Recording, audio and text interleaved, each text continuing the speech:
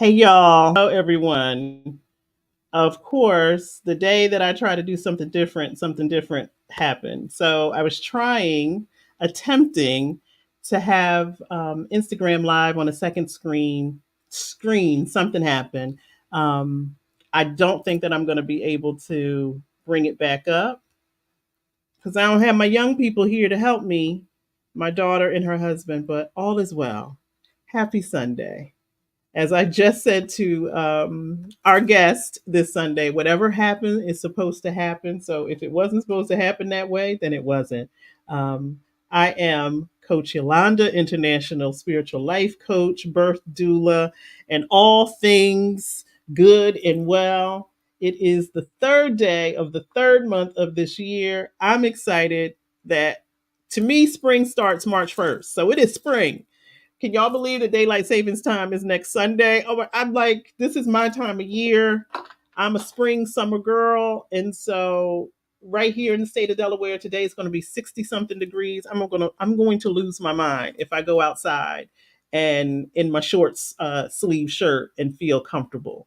And so I'm in a good mood. I hope that you are too.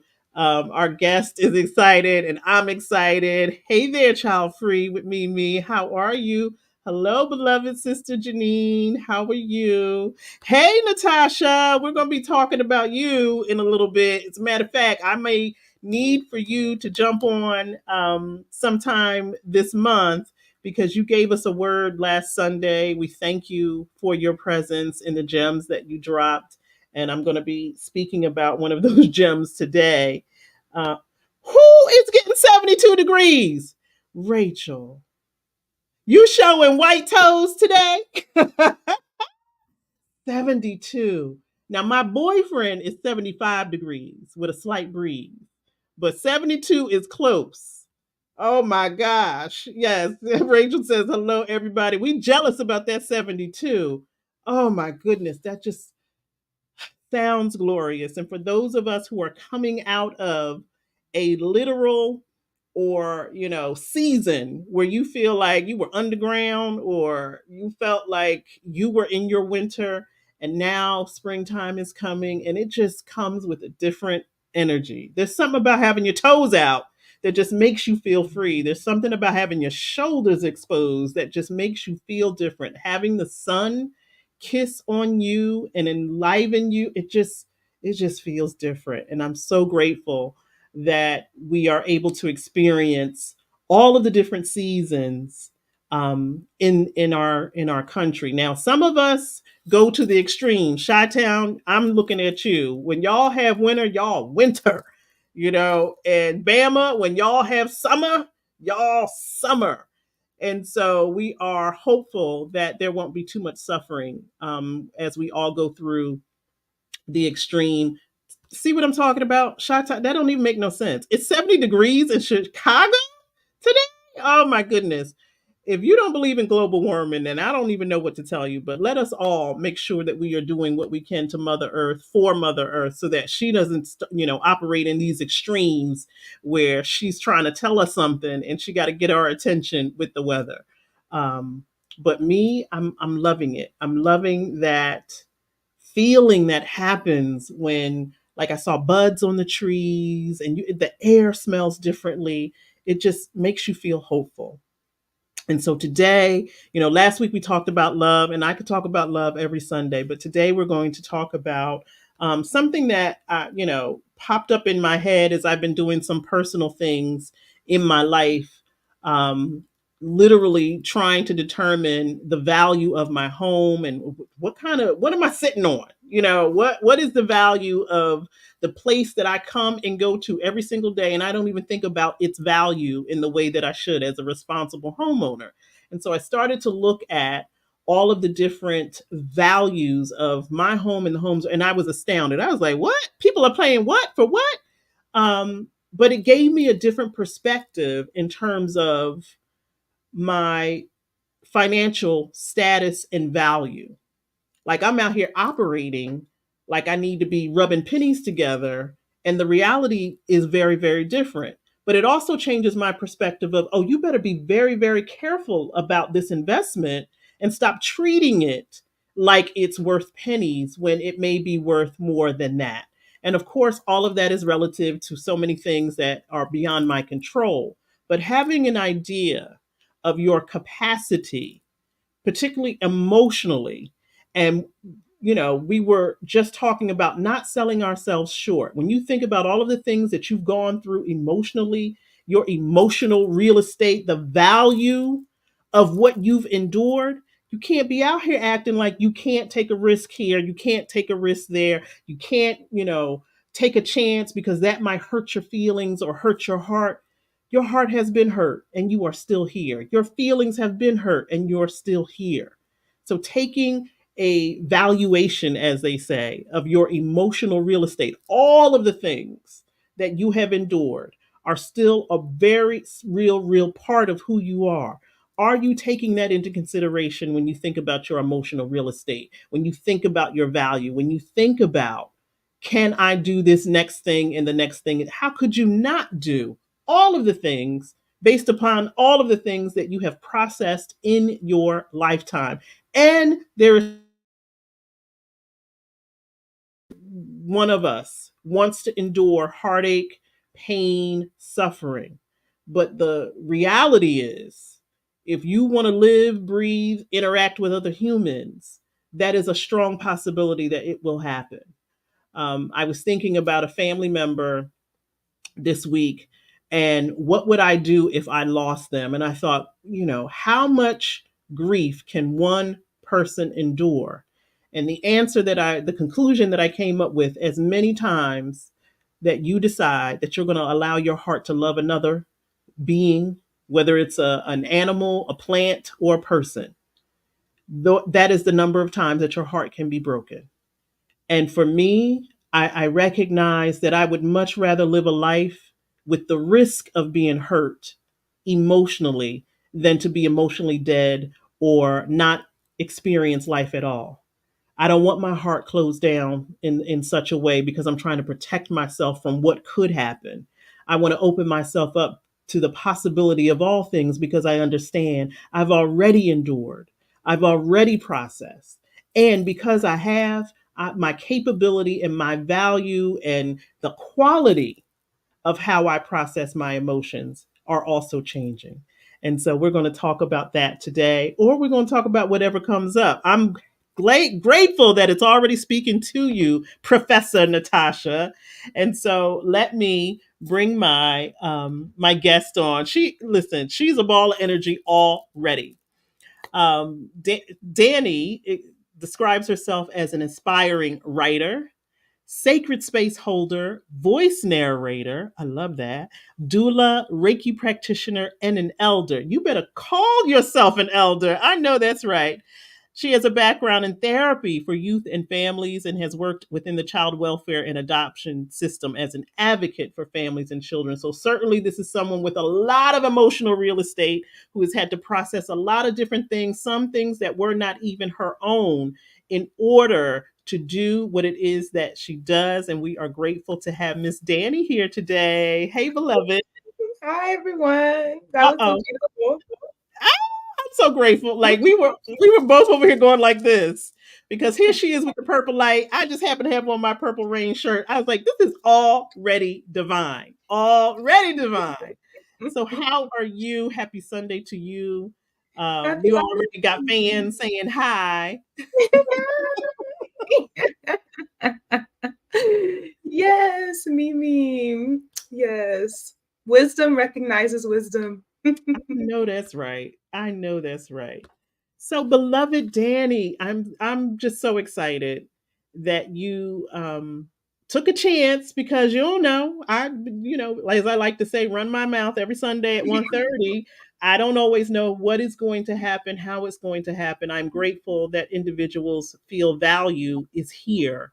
I certainly consider this part of, as Professor Natasha said last week, my spiritual practice. This is certainly part of that.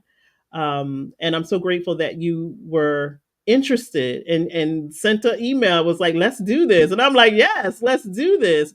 Have you always been this fearless? Ooh. I would say Yes, because I knew, once I heard the story that I was born 3 pounds, so I was a preemie, 3 pound baby, I was a fighter since the beginning. So, Oh, wow. mhm, Okay. So you came into your physical existence with some odds stacked against you. But you were like, yeah, okay, whatever. yes. And all the professionals were in the room, and my mom says none of them were needed. I came out the Mm. natural way, and all of the professionals were there, and we're just watching, standing around and watching, like, wow, like it happened. She did it.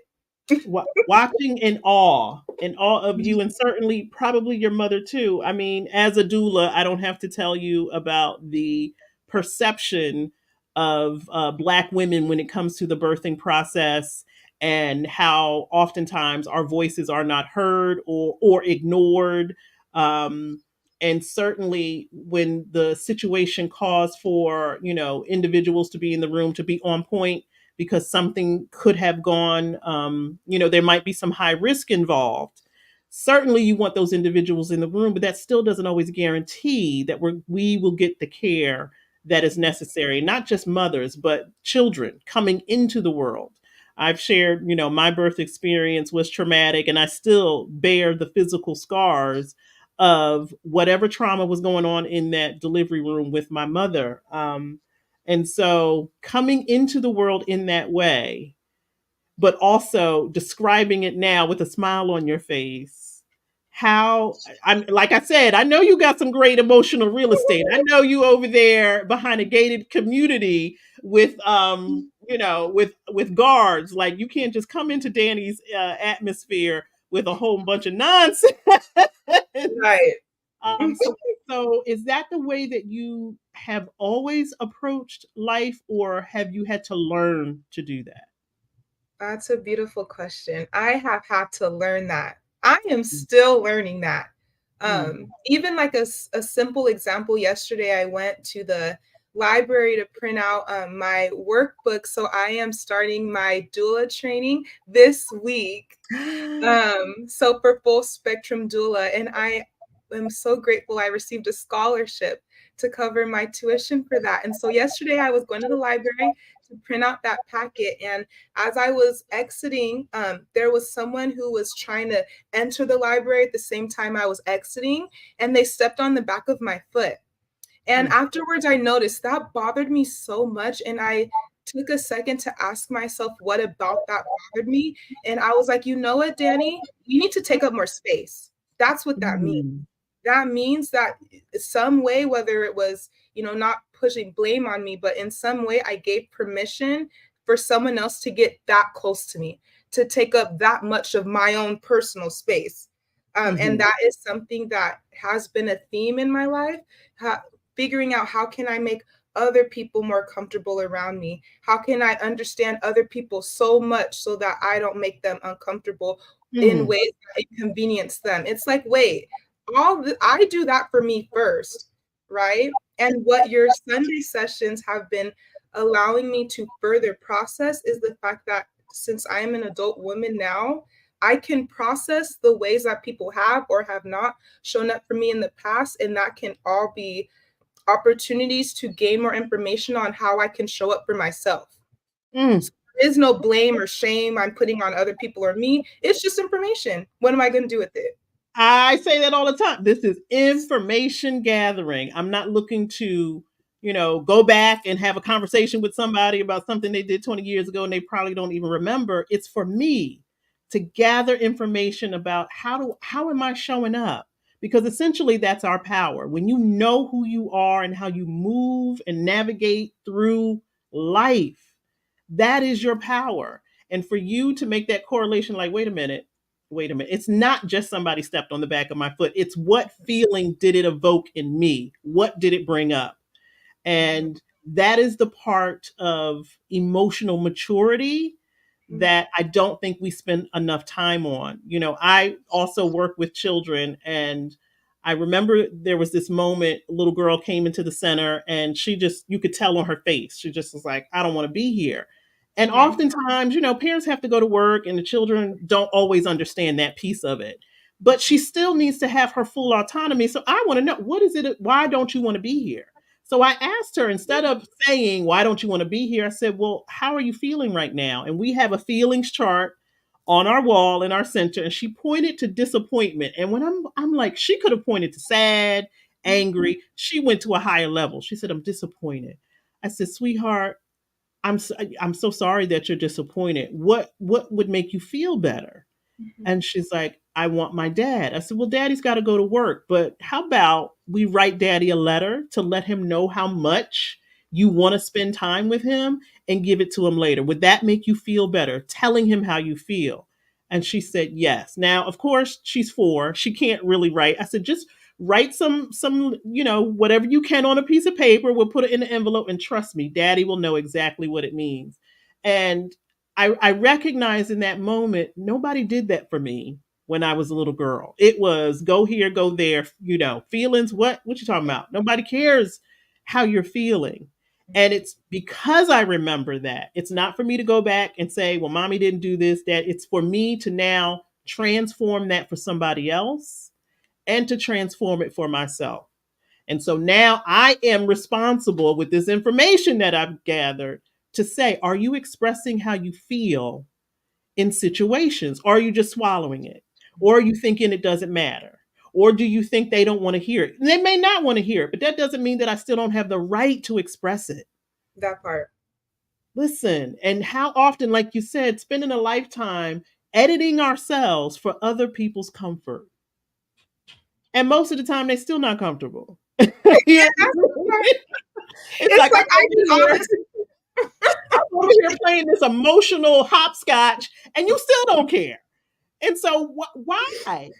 Why would we continue to do that and devalue ourselves and how we see ourselves? Mhm. And then I spent a day just reading up on respectability politics, and Lord, how that has a chokehold on our community, where we feel like if we present in a particular way, then maybe they'll like us, maybe they'll accept us, maybe things will be easier for us. I don't know if you saw the trailer for the new movie, The Society of Magical Negroes, which to me is just, first of all, the title alone is hysterical. But what it essentially is the magical Negro trope in movies and in literature and now in real life, where Black people feel like for our own safety, we have to edit who we are, how we feel, how we present, how, we have to take that responsibility, because we recognize that other people being uncomfortable does and could very well mean our life or death. That's not freedom. That doesn't sound like freedom. That doesn't sound like an elevated way of being, thinking, and it sounds like one of the most powerless positions. And I don't want to play that for anyone anymore. right. We said no, that's No more. No right. more. And I recognize how I have played a part in that. I've been seeing this meme go around about, oh, why can't we get people to dress a particular way like they used to? Let me tell you something. I have met some very nice people who were dressed to the nines. They were still jerks. Just Right. because somebody is wearing a suit or someone is wearing a dress doesn't mean that they're respectable. A lot of Mhm. times they can be a snake, what is it, a wolf in sheep's clothing. It's like I can present a particular way, but that doesn't really mean that's who I am. And so I'm grateful that you recognized in that moment, it wasn't just that somebody stepped on the back of the shoe. It evoked an emotion that probably was ready for healing, was ready for you to discover what all of that was for. All of those moments of Mhm. feeling like you weren't taking up the space that is yours to take up. Yeah, and that's that definition of love too that you talk Mhm. about as well. Like, I chose to love myself enough to offer myself that opportunity, right? That you're noticing I gave myself, um, and that has been with help. I've been seeing other people show me what it's like to hold that space. After something happens and you feel something, ask yourself questions, hold space for that. Stay in that space of it's uncomfortable, but the more time goes by, the more it settles in. And I don't want something like this to settle in my spirit, in my body. I don't want to be irritated hours from now saying it's something else, saying it's somebody else, when really it's because in the morning I didn't offer myself space to do what you did for that little one. What, Mm-hmm. what are you feeling right now? Really? You're feeling that? Wow, that's so valid. What are we going to do about it? What do you feel like you need right now? I Mm-hmm. offer myself. So that was that love that I offered myself. That self love that Professor Natasha was talking about, and that is a spiritual practice. I love rituals. I love ceremony. I love, being able to say that I am doing something in a traditional way. But there are so many ways for us to enter into spiritual practice every single moment if we frame, things in that way. And that is a spiritual practice, taking the moment to say, I'm feeling something. I value what I'm feeling. Mm, Let me see where it's going to take me. Where is this going to lead me to? And it's like you said, it's going to lead you to a loving place, because then you get the opportunity to take care of yourself. And the more we do that, the more we trust ourselves, the more we don't betray ourselves, the more we can show up as our authentic self. How many of us have been up in the middle of the night, like, I should have said so and so and such during that time back in the sixth grade when so and so was in my, like, we remember those times when we did not stand up for ourselves or we didn't express what was going on, and it bothers you. I know it bothers me when I'm like, oh gosh, I should have said this, or I could have had a witty retort. And, there are times when in the moment it's not necessary, because it mm, may not come across the way that you think it's going to come across. And mm, so the mm, art of taking a pause is also part of that emotional maturity. It's like mm, knowing when to say something and how to say it. And not because you're trying to save anyone's feelings, but you're trying to formulate in your mind, what's the most loving way for me to express myself, so that I don't start making excuses. Because, like we say, no is a complete sentence. mm. Sometimes we will write stuff down. Okay, I'm going to say it like this, and it's going to be like that. And it's like you're still doing it. You want to speak from your heart, but now you're trying to make it pretty and Yeah. cute, and Mm, again, save someone else's feelings. Now, if you can do it without damaging yourself or damaging the other person, then beautiful, wonderful. right. That takes practice. Because I know for me, I could go from 0 to 60 like that, and it's like stuff is coming out, and I can't even stop it at this point. Now it's the art of the pause of think about how you clearly want to express yourself, and make sure you're coming from a place of clarity and not a place of defensiveness, or I got to be right, or you're disrespecting me. Like we talked about last week, somebody saying something slick to you, and you're like, "Well, I'm going to say slick." Well, now they're in control of the whole net. Oh, hey, Kitty. He said, I got to hear this. I said, "What you say?"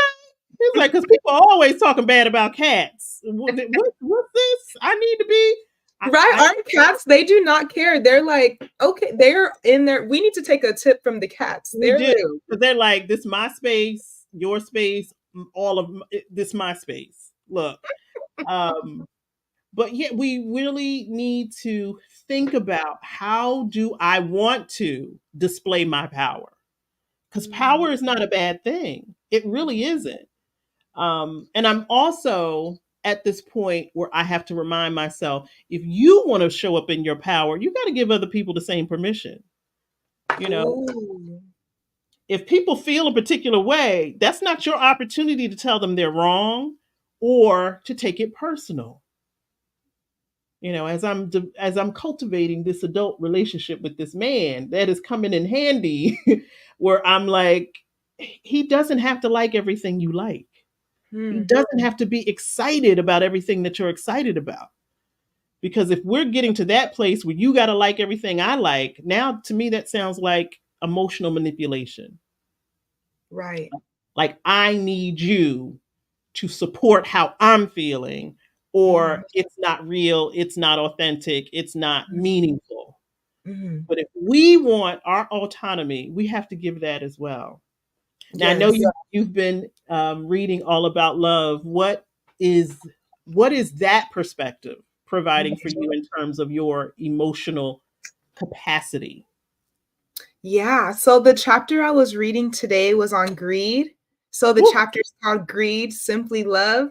And, this perfect segue, Mhm. because she was just sharing how in so many different evolutions of our society, we have devalued the relationships we have with each other, and we value the materialistic relationships we have with things, and how Mhm. that has shaped our relationships and how we engage with each other, and how we even conceptualize what it means to show up. And I love that you said transform, because when she's talking about greed and relationships, it makes me understand what I was taught in a higher perspective outside of me.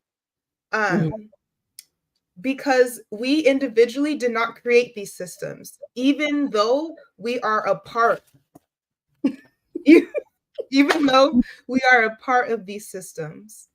And in order to have compassion for myself, I do need to have enough context on Mhm. what's going on sometimes. I don't need to know everything, Mhm. but I need to be honest with myself that when I look back at my life or my behaviors, I knew what I knew at the time, and there's a reason I have that perspective. And Mhm. I value that now. When in my past, I value just getting to know somebody else and what matters to them. I wasn't thinking about what part of their transformation are they in? What Mhm. phase in their life are they in? Are they even receptive to the fact that I am a whole nother human being having experiences? So I'm spending all this time focusing on them, right? And focus is power. So Mhm. am I giving away my power to this person who doesn't even know what to do with their power? Whew. Not saying that they don't have the capacity or the potential to do phenomenal things. That's their choice, though. And there's nothing about me putting something onto them or giving so much of myself onto them that's going to make them show up or I want them to show up. And I had to learn. That is a whole sermon. Oh my God. What you said, focus is power. Like what you are giving your attention to essentially has your power. And we spend a lot of time and what you said about not knowing where someone is in their transformation.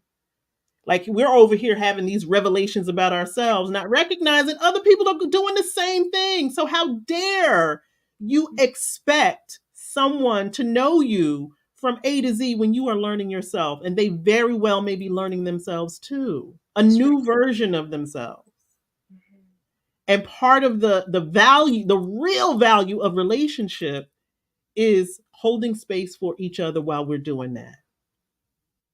Like, I'm not expecting you to be perfect because you are evolving. And I hope that you give me the same grace. And jumping into compassion before we jump into frustration, disappointment, and all of those other things when we feel like people haven't shown up for us in the way that they should. It's like, have you even shown up for yourself in that way? Right. And you Mhm. want someone who doesn't know you, doesn't know your life story, doesn't know where you are in your process, doesn't know what your doesn't know a lot of those things. But the expectation for them is so high, higher than the one you have for yourself, in terms of what is my capacity to handle the day to day stress, conflict, the transition that I'm going through. Is this even a good time for me to do all this exploration and gathering of information if I can't see it in a higher context? If Mm. I'm only doing this so that I can blame some people, project on some people, hurt some people, if that's the reason, if I'm calling that my healing process, Mhm. then I have to be honest about that. Am I gathering ammunition to say this person's wrong, that person was wrong, that and that's not to say that people haven't harmed us. Absolutely, people have harmed us and will continue to do so as we're all evolving Yeah. and doing our best. Um, but to say that someone else doesn't have the emotional capability to handle me, it's like I don't always have the emotional capability to handle me. And so, but that's my responsibility. Certainly, Mm, we want our relationships to be the place where we feel safe. But that's why so many of us put so much on material things because we think there's no risk there. I can love clothes, shoes, bags because they're not going to tell me about myself. No, they're not going to challenge me. They're not going to right. challenge me mentally, emotionally, or spiritually. The only challenge I'm going to have is when I look at my credit card statement, but I can ignore that. Or if I feel like it's not a big deal, I can say I'm good. Look at what I've acquired. Right.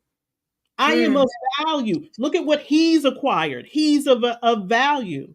But does he mhm. have the emotional capacity, like you said, to look at himself and the transformation he's gone through and not use that as a weapon to withhold love or use love or whatever it is that folks are doing with love now? Yeah. Um, oh my goodness. What do I like? I had to write that down. Focus is power. And which is another reason why we're taking this time to go through the mental piece, the emotional piece, the physical piece, the spiritual piece, because we need to know, where is my power going? Is Mm, there some space or some place where the power is draining out and I'm not even aware of it? right. Right.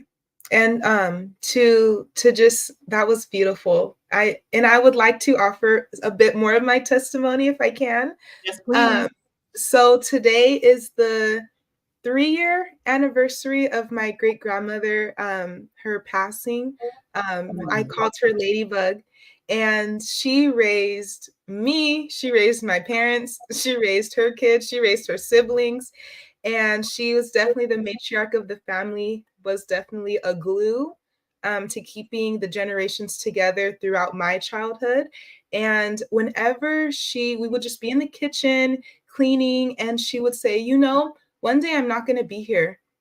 And I'll be like, Ladybug, why you gotta talk about this? Like, why you gotta bring this up? You know I'm gonna cry. Like, no, I don't want to think about that. And she's like, it's gonna happen, and I don't want you to be sad. And she would literally look at me like, as I'm like literally crying actively next to her, because I'm just the thought of it. Just I literally wasn't able to process it. I didn't want to. I just rejected that as a reality at that time. Mhm. And she would say, you know what? I just want you to be happy. I want you to have fun. I want you to do and she would affirm, like, this is what I want. And it was always so uplifting and positive. And in that moment, I'm still crying and in touch with that sorrow of the potential of her not being around anymore. And so, one thing about you allowing me to be here and share space with you is that I feel spiritually I am connected now with women who are aligned with me. Ever since my ladybug passed, I have had a like tsunami of aligned connections with women. And what I want to share about us putting focus on other people is that I used to focus on how she was living her life, and her health was always in a state of decline. And the relationships around her, like her children, which uncles and my great aunts and uncles and things, they would talk to her in ways. And even as a little girl, I'd say, don't talk to Ladybug like that. Like, let's have more respect for Ladybug when we're speaking to her and stuff. And I wonder if all of that was just my soul, my spirit doing what it needed to do for the family while Mhm. I was there. Because now I'm ashamed for many of my family. Because, like I said, Ladybug was that glue. I was connected to her kindness and warmth, and it didn't really seem like other people were connected to that piece of her. in that way, and it showed by how they interacted with her. And in my mourning, in my grief, I notice I go back and forth between understanding the type of life she had and realizing the autonomy that I have. She did not have access to that. Mhm. And so if I had children I was taking care of when I was 15 years old, if my daughter was married to a man when she was 15, like, I'm the first one in my family at 25 to not already have multiple children, like the first one. Mm. So when I look at it from that perspective, how can I ever judge how they weren't taking care of themselves? Or how can I ever blame if I would have had grandparents or parents who were doing this and that for me, then I would have been better off in this and this and this way. My grief brings those things to mind, and my compassion allows me to fully process in a more evolved way what the seeds were that were planted in me. Even if I don't want to live the life the way they were living it and are living it now, they have still planted seeds. Even though I'm not in contact with them now because it's not necessarily the healthiest thing for me, because I'm making room for these aligned relationships, I still care for my family and I do things to still connect with them because it makes me really sad still. I feel mourning still that I'm not connected with them in ways that I want. But I would know that if I was still connected with them in ways like the past, I would have a lot more judgment in my heart because I'll be Mm. looking at their life and the way that they're living their life. And I would constantly have to check in with myself if I held space to check in with myself. Yeah, they're living their life like this, and I'm watching them and I'm focusing on that. And I don't want to live my life like that. But I'm still going to keep interacting with them because I feel obligated to. Mm. However, I don't feel like that in my relationships now. I feel like if I'm gonna show up, I trust that they're gonna show up and that we're both choosing to be in each other's lives. And that allows me to have access to so much more gratitude for my relationships lately Mm. because I'm like, when I receive something from a relationship that benefits me, I'm like, that could have not happened. Like, I'm so much more aware that this potentially could have Mhm. not happened if I didn't show up in the ways that I've showed up every single step before this moment. Mhm. Mhm. Oh my goodness, Danny. As you were speaking, I was writing things down because it I don't know if you can hear it, see it, or make the correlation about your experience at the library and, you know, taking up space and people Mm. not respecting your space, but and already identifying how that was present in your grandmother's life. I haven't made that connection. Would When, you when you said that, you were like, I always noticed how her children spoke to her Hmm. in a disrespectful way. And you noticed yesterday how people may have in the past also not Mhm. given you the space that you needed, the respect that you needed, and that was something that you needed to do for yourself. And how I believe that as your ancestor Ladybug is also Mhm. showing up in those moments to say, you saw how people spoke to me and you spoke up. And now I need you to speak up for yourself.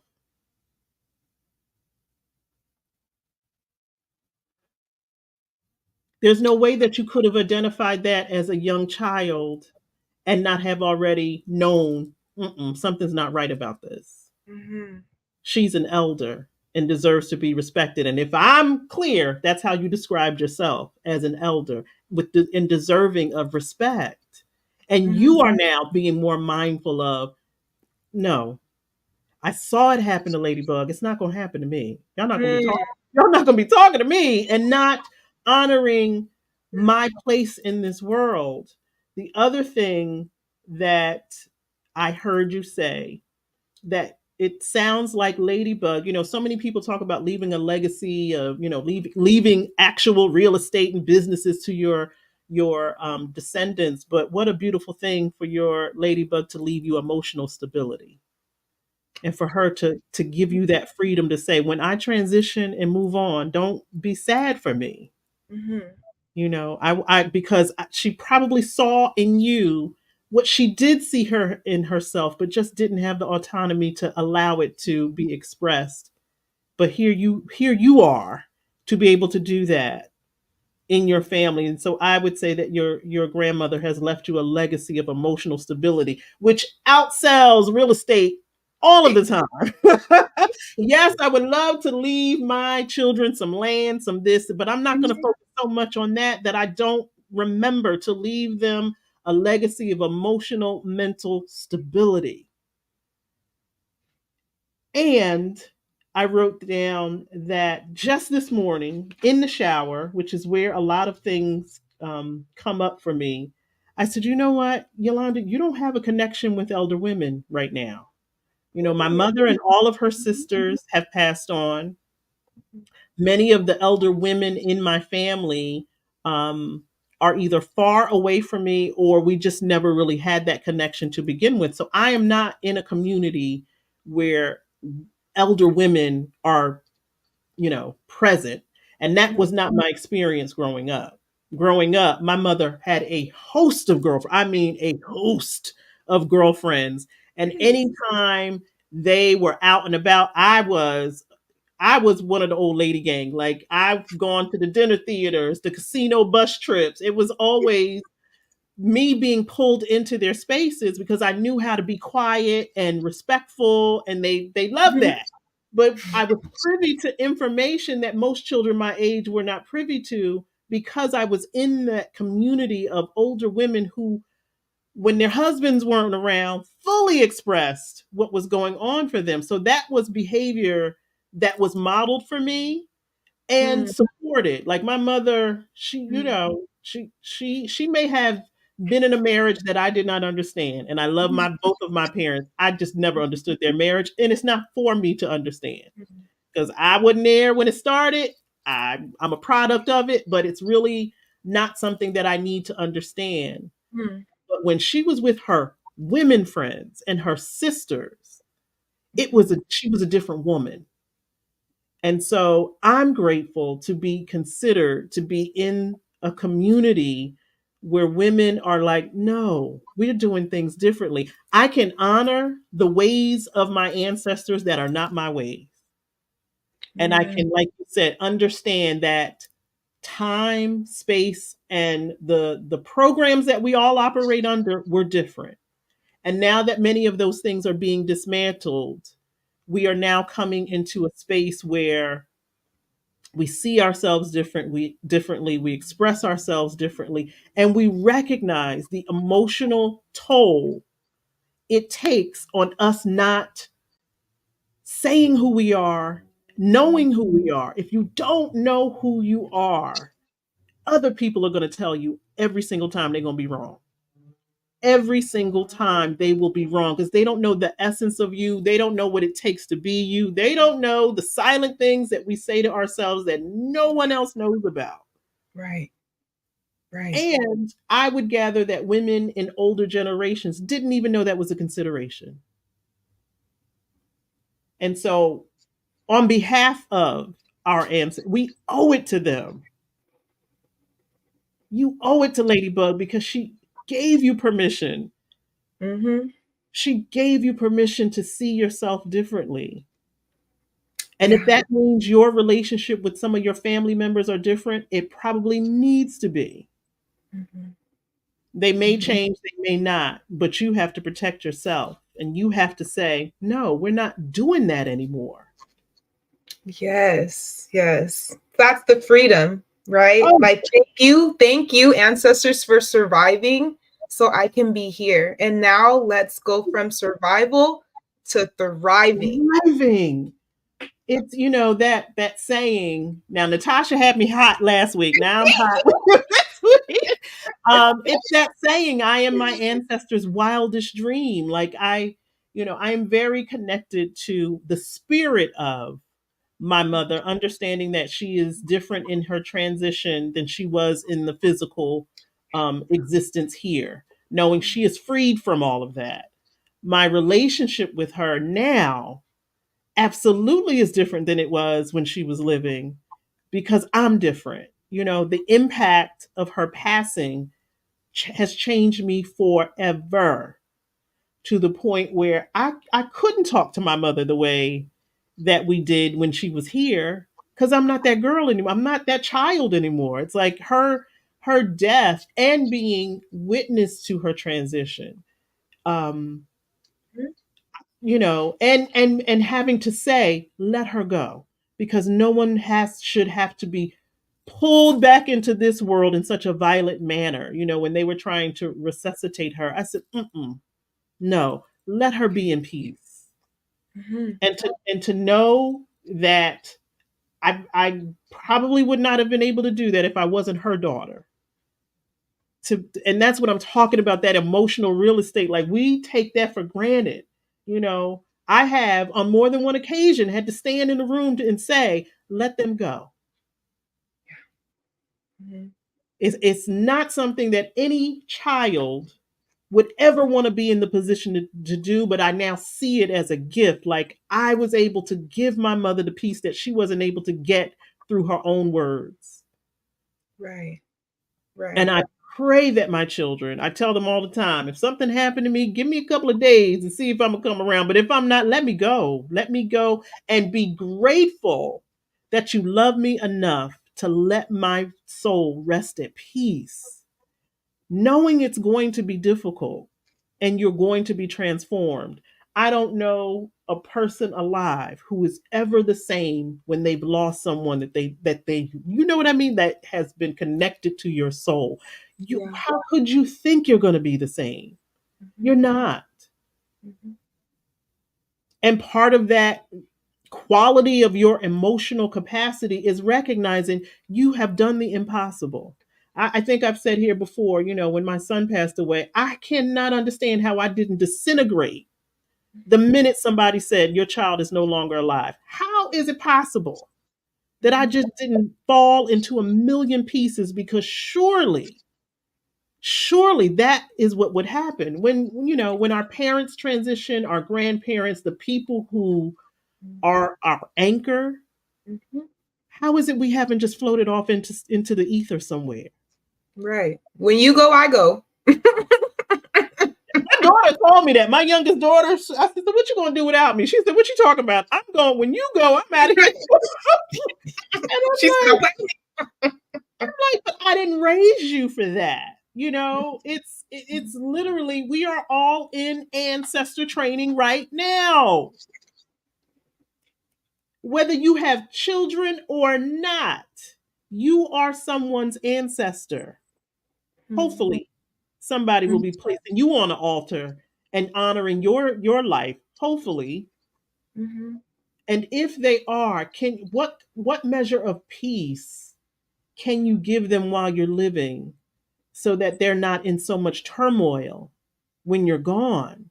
That is also part of the emotional real estate. Like we were saying, like equity. Like, how much equity do you have? How much skin you have in the game where you are mature enough to say, I'm not going to be here all the time. What have I left those who have loved me? Right. Right. And even when we go over like materialistic like the concept of we give value to materialistic things, it's not to say materials don't have value, because since we are spiritual beings, what are we offering and instilling into that material thing? So if I give you a gift, and once I'm not on this earth anymore, if that material thing is offering you something that I was Absolutely. offering you while I was here. Child, listen. My mother had a habit of buying beautiful things and never using them. I'm like, we don't do that. We're using these blue glass. Those are my everyday glasses. Like, people like, you giving me water in this fancy glass? Yes, because I'm doing what my mother was unable to do. She loved beautiful things, but never felt deserving enough to use them. Maybe once a year, Thanksgiving, Christmas, maybe we could eat off the good china, Right. because she was so worried about it being. We using all of the stuff, and Yes. and to see a lot of the things that were hers, or were my grandparents, who I didn't really know. My grandfather on my maternal side, I knew my grandmother, but I have a picture of him. I don't know that man. But there are times when I look at it like that's where you come from. And it does give me some measure of peace, the material things. And the fact that, I come from a people who were sharecroppers. And here I am valuing my home, something that they were not able to do. Please, I better I better be grateful for some of the material things that I have acquired because it wasn't supposed to happen that way. It Hmm. was very much designed for it not to, it was very much designed for neither one of us to be sitting here having a free conversation like this. Like, let's be real. Yeah. Let somebody else tell it. They would say we're still not having these types of conversations. Let me tell you something. Something dropped in my spirit, and I'm going to read it. Um, because I got in the car one day. I was in an Uber one day. I don't even know how we started talking about um, slavery, and I offered a book. I don't know the author's name. I do know the title. They were her property, and it's a historical accounting of the number of, I think it was 40% of slave owners were white women. And there's this narrative that somehow white women were not a part of the conversation.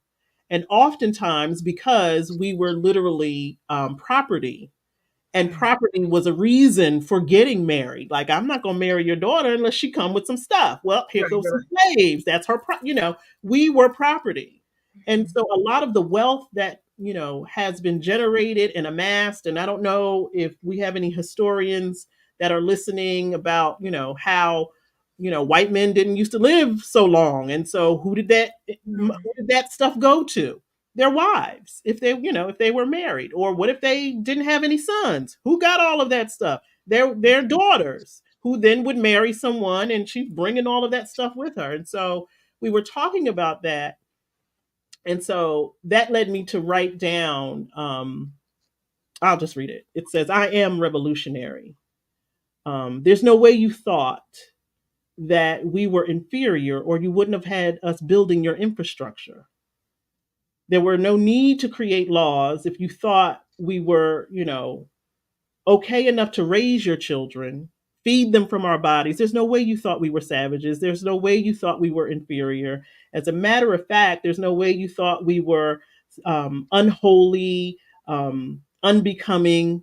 When we fed you, we clothed you, we literally built your wealth, and our power has always been known. And it had to take ownership in order to harness that power. Hmm. And the beatings were to diminish the power that you already know we possessed. And sometimes we align with that energy. And that's a betrayal. Sometimes we beat ourselves up for not being enough when we were always more than enough.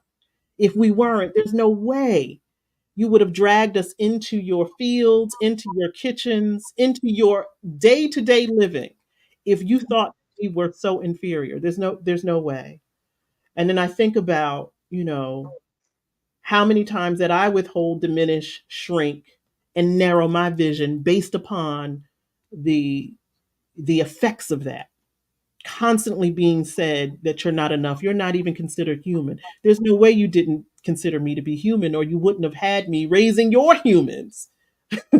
You know what I mean? You wouldn't have trusted me to feed you if you thought that there was something wrong with me.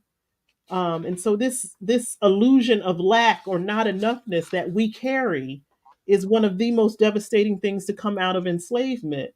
And so us talking like this may seem revolutionary, but what else was going to happen when we start to realize, wait a minute, the story that has been told was not told correctly. That there was never this idea that, we were not human and that we were not smart enough, and there's no way you thought that, or you would have never gathered us by the millions Right. to, to build this country.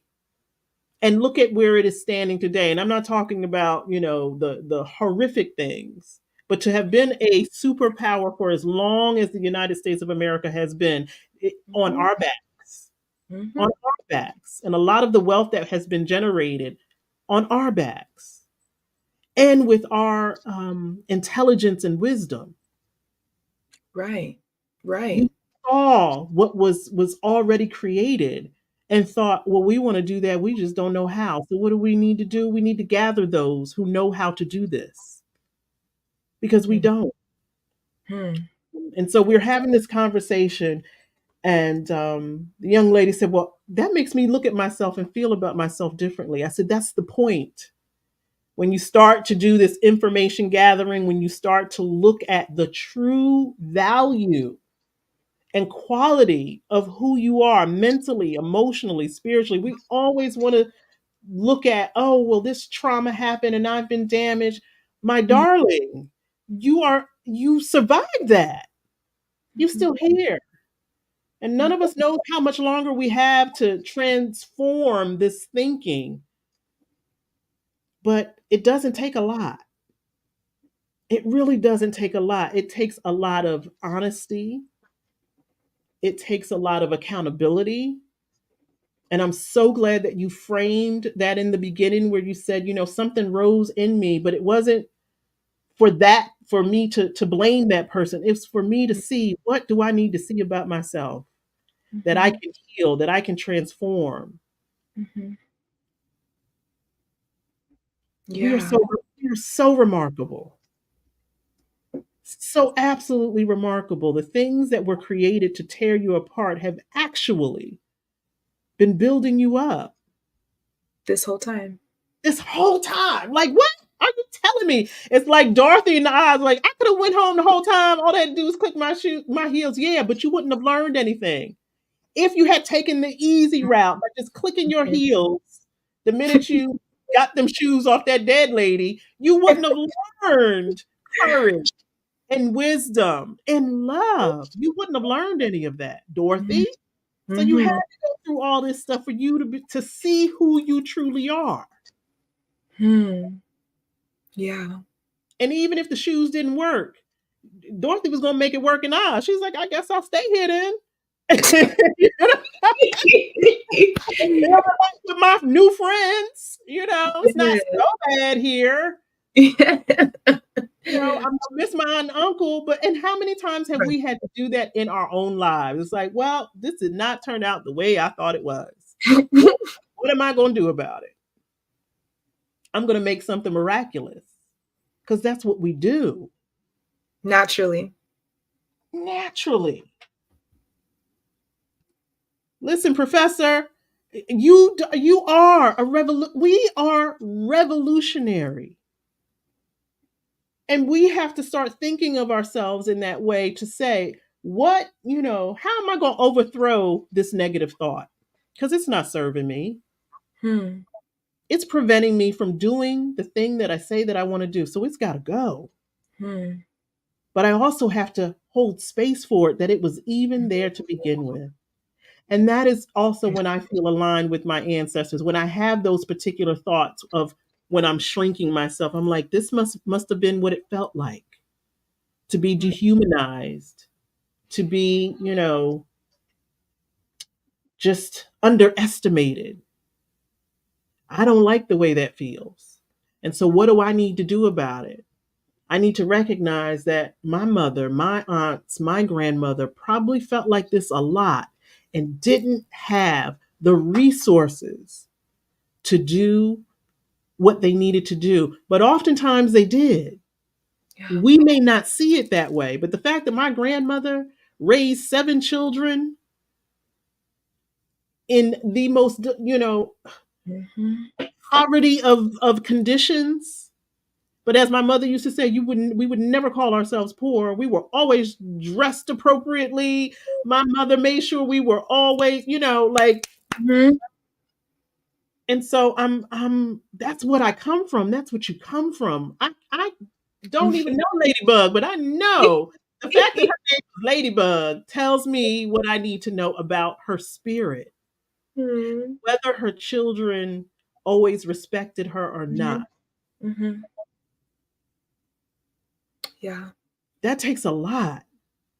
I wish my kids would talk to me crazy. And sometimes they do. And I have to let them know. Let me tell you something. I love you, But what you're not gonna do is talk to me all kind of crazy because my body still carries the carnage from bringing you into this world. I wish you would talk to me crazy, but I get it.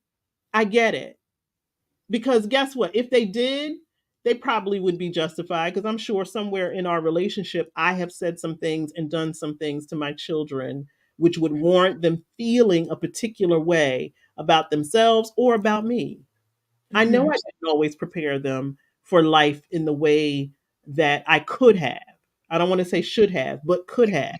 I absolutely. Their father and I could have done a heck of a better job in a lot of the different areas. We did the best we could with Mhm. who we were at that time. Mhm. I'm grateful that we get a second chance through our grandchild to Mhm. say we can't continue the mistakes of the past, not when we have learned lessons from them. And so, Uh, Danny, I just I wonder if when you think about Ladybug, mhm. do you think about the enormous, I don't want to say responsibility, but I don't know another word that Mhm. you carry. Mhm.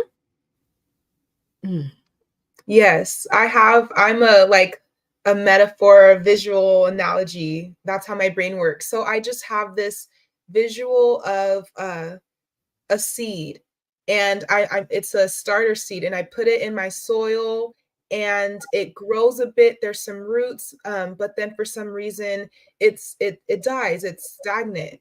And so if I want to plant something else in that space, I'm gonna need to take out those roots. I don't want what was there and did not grow and prosper to impact this new seed that I want to put in. And as I throw away the roots, I don't throw away what I learned. mm, That's how I feel with my family, with the things that I saw and was around and was not for me. And I don't want that to continue.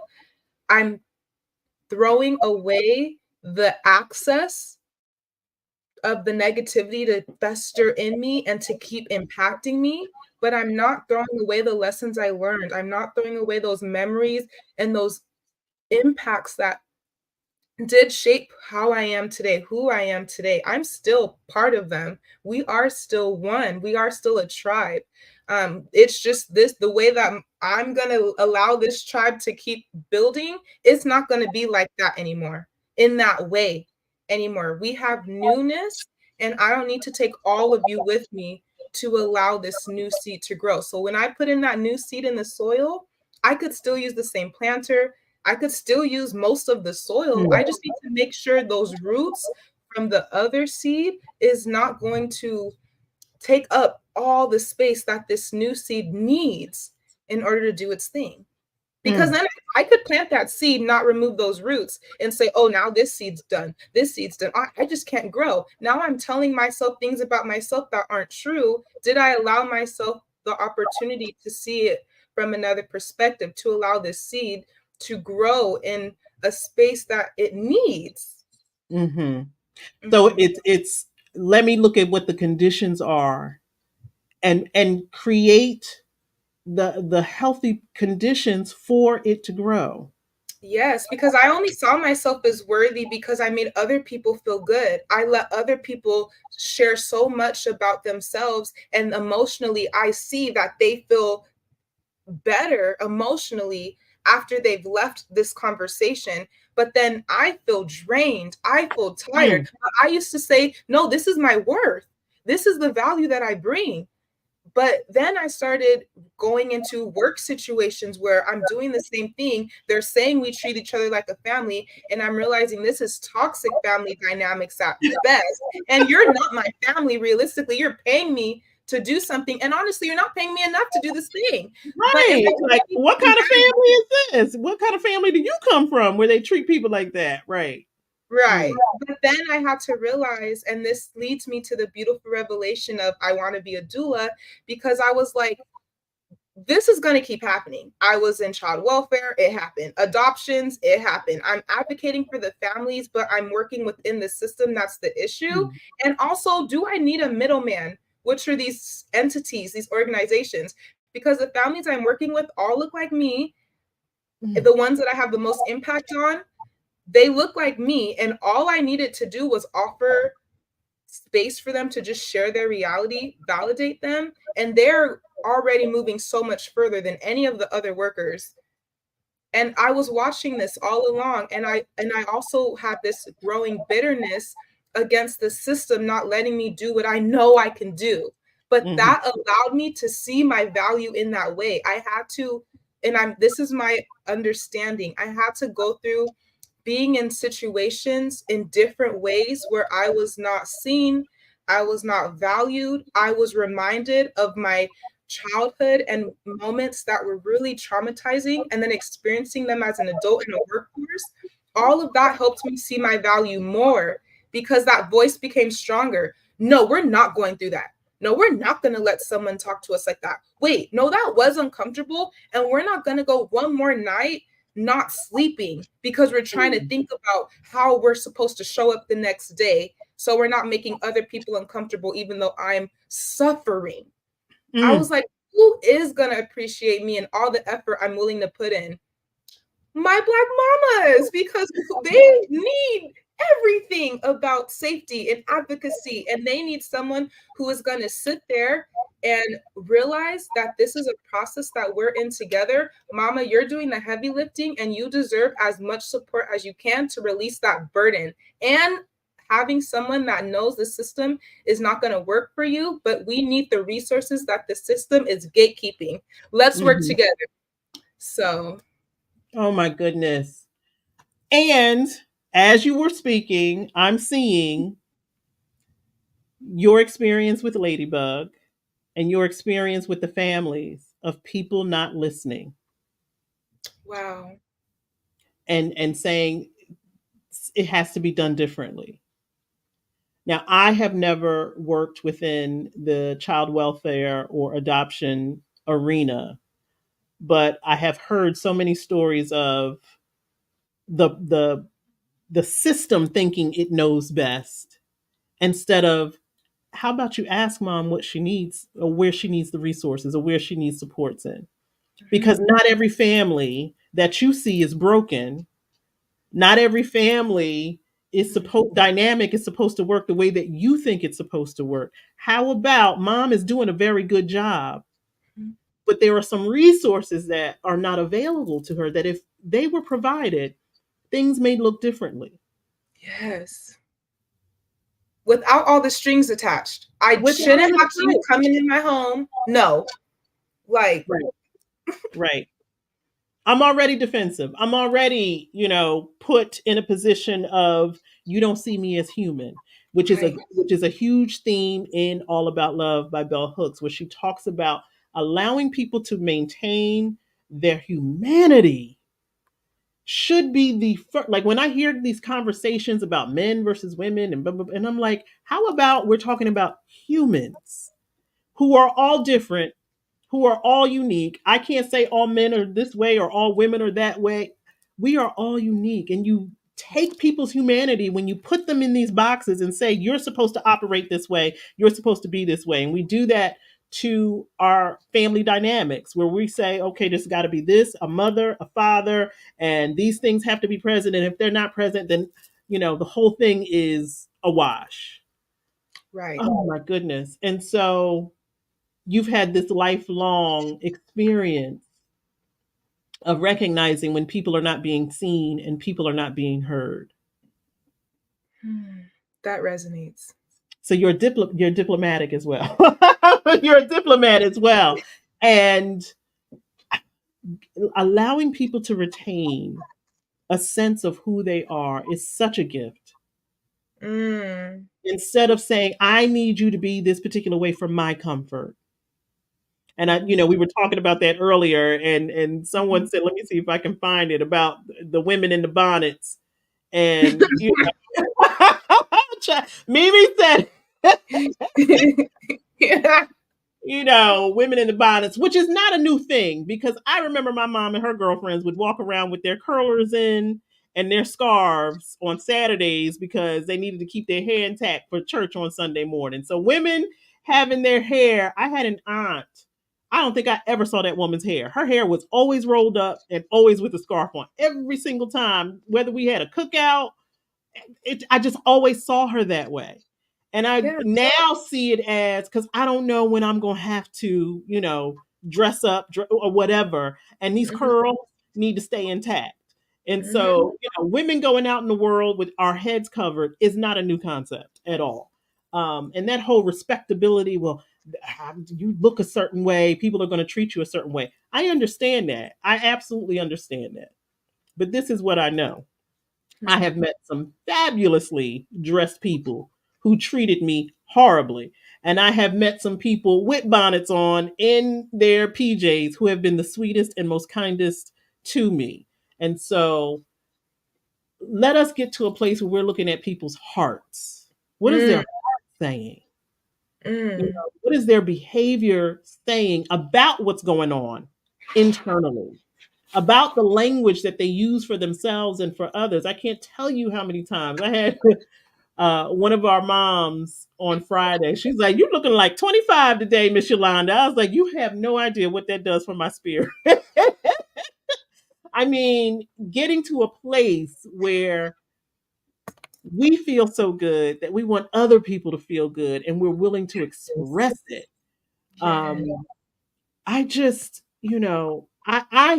I remain hopeful that we are all going through what we need to go through to come to a place where we are understanding ourselves more.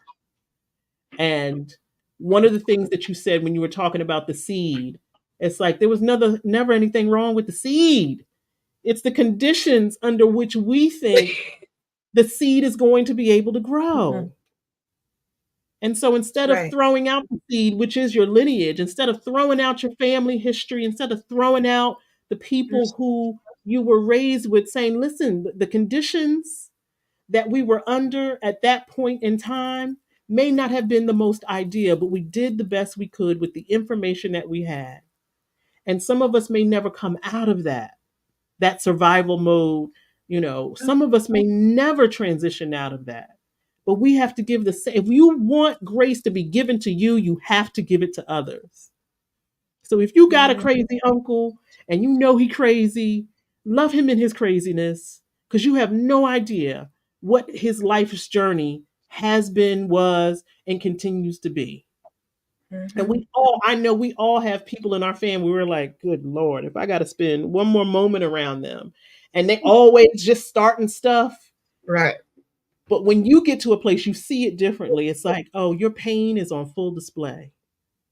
It's Yes. like, oh my gosh, I don't know what hurt you, when it hurt you, or how deeply or profound it hurt you, but I see it and I hear it. And although it's coming at me, I know it has nothing to do with me. There's a Yes. whole lot of turmoil going on inside your mind and inside your heart that you can't seem to free yourself from. And Mm. so I'm going to have to give you grace. Don't mean you get to talk to me crazy, but I That part. understand it now. And I'm no longer taking it personal Yes. because I Yes. know it. And, but for the grace of God, there go I. Because if Mhm. we have that family dynamic. Like I Mhm. think about my dad, and I recognize now, I didn't, of course, know this as a child, that man was in so much pain that alcohol for him was the only thing that made it better, even though it made everybody else's life worse. Mhm. Um, I now Mm. take that information that in my family history, there is an avoidance of dealing with emotional issues that could lead to addiction, that could lead to other things if I'm not careful. Mhm. And so seeing it as raw as I saw it, I use that information for myself. When I know and I call myself out, you emotionally eating, you're avoiding something. Y'all know about me in the chocolate chip cookies. I'm avoiding something. And the thing that's going to make me feel better is the chocolate, is the sugar, the brown sugar, the vanilla. Like I can tell you everything in a good chocolate chip cookie because all of those things combined together are going to make me feel better so that I don't have to process what I need to process. But more enlightened Yolanda, who now knows the quality and the value of her emotional real estate, says you don't have to do that. You can sit with the sadness, the discomfort, or whatever other feeling or emotion you're trying to avoid because Mhm. you already sat with it. It's already a part of you. So why not take it under your wing? Say, well, what do you need? Right. What are you what's got you so upset that you're looking for something to make you instantly feel better? Mm. And that's not sustainable. When it's Mm. literally calling for love. Yes. Yes. Those And things. connecting with our Oh, ooh, go ahead. sorry. Mm, I'm just thinking about how useful and beneficial and helpful it is to connect with our ancestors and have a practice like you were saying, just to allow us to receive support because these things are beyond it's bigger than us. So it's not it can be it's difficult to sit in those feelings. We're human. We're feeling it all. And when and I've just been this whole conversation having this in my mind's eye, an ancestor like holding you and like your mm, foreheads are touching together and they're like, "Do you know who you are?" mm. And they just keep saying that until the feeling until you're able to just, "All right, I sat in that feeling and I felt safe sitting in that feeling because I know I wasn't alone." Mm. And that this feeling is not new. I may not know the date, the time, or the experience, but I know some of the things that I'm going through, my mother has gone through, my grandmother has gone through, my aunt, like women in my family have experienced it. And so connecting with my ancestors is me connecting with that wisdom. How can I do it differently? What do you wish you could have been able to do in your time, in your space, that you can guide me through now? Yeah. My altar is right over there, where I have a picture of my mother. It's one of the sassiest pictures of her that I have. Um, and I love looking at it because I almost remember that day that it was taken, and it was like her yard was looking good. It was freshly mowed, and the flowers were coming up, and she just was proud of her work. You know what I mean? She was just proud of what she was able to produce. This little girl from South Carolina has her own home that she can decorate the way that, like, I can't even imagine how proud she was of herself in that moment. And Yeah. so when I sit and I look at that picture and I'm like, how do I get to that, Mm. mama? Tell me Mhm. what it takes to get to that. And it takes a lot of perseverance. It takes a lot of remembering who you are. Mhm. And it does take a lot of um emotional revolution where you're willing to face everything that you've gone through, Mhm. to face it and say, I endured that. I've had experiences where, like I said, there's no way I should be here in my right mind 90% of the time. In my right mind? You mean Mhm. to tell me I'm in my right mind and I still want to love people? Ooh. I still want to love people, even though people have hurt me. It's interesting. Earlier today, I was trying to cut my grandpup's nails, and he's Mhm. been fighting. And my youngest said to me, "It's amazing that he would come back to you after did something where you tried to hurt him." And I'm like, "That's what we all do." There's Mm. something within us, no matter how many times people hurt us, we still like, let me see if there's some love here. And sometimes we'll beat ourselves up because of that. You're like, I shouldn't be loving that person. Because look how they treat me. It's like you still want to love even though you've been hurt or harmed. Baby, that's a powerful position to be in. That's a supernatural power. Doesn't mean that you're gullible, doesn't mean that people are Mm. walking over you unless you're allowing that to happen. It means that despite the pain that you have experienced, love is greater. Mm. You recognize that love is greater and you're willing to offer that to yourself and to others. I just cannot. Yes. If any single one of us has a thought, Mhm. of loving someone else or loving ourselves in a greater way, I hope that you are celebrating yourself for that. Mhm. It's not easy. And you're worth it. Ah, and deserving. Mhm. And so one of the words that comes out of All About Love is cathexis. That was like my buzzword for 2022. I hope I haven't ruined it for you. But what the definition of cathexis is the emotional investment in another. And so when I was thinking about this concept of emotional real estate and the Mhm. investing your emotions into other people, places, things, your like Mhm. it takes, as investing does, some research, some knowledge, some wisdom. You know, there's some risk involved, Mhm. but it's a choice. It's like I am choosing to emotionally invest in this relationship. And I understand what the cost could be. I understand that I could be hurt, I could be mistreated, I could Mhm. be dragged down the street by my neck, but I know love is greater and I'm willing to experience that.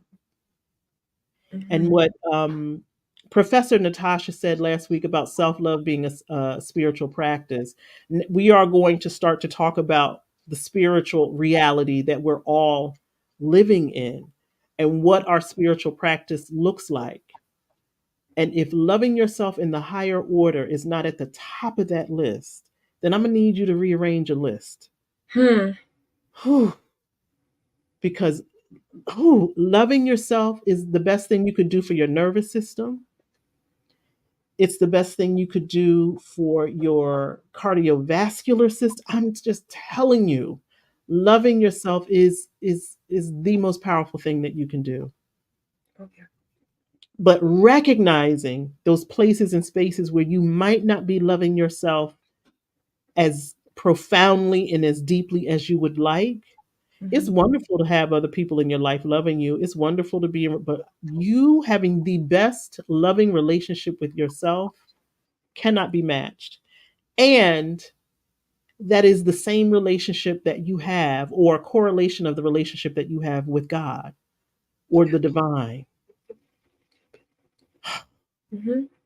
Mhm. I Mhm. had some other notes, Danny, but all I'm thinking about. First of all, I would hope that if I were to have any more grandchildren, that they would call me Ladybug because that is just the sweetest. Oh, I think it started. I think she called me Little Ladybug, and I was Oh, like, "No, you're Ladybug. No, you're Ladybug. You're Big Ladybug." And then I just kept. I was like, I like made it a choice to call her Ladybug, and everyone else followed suit.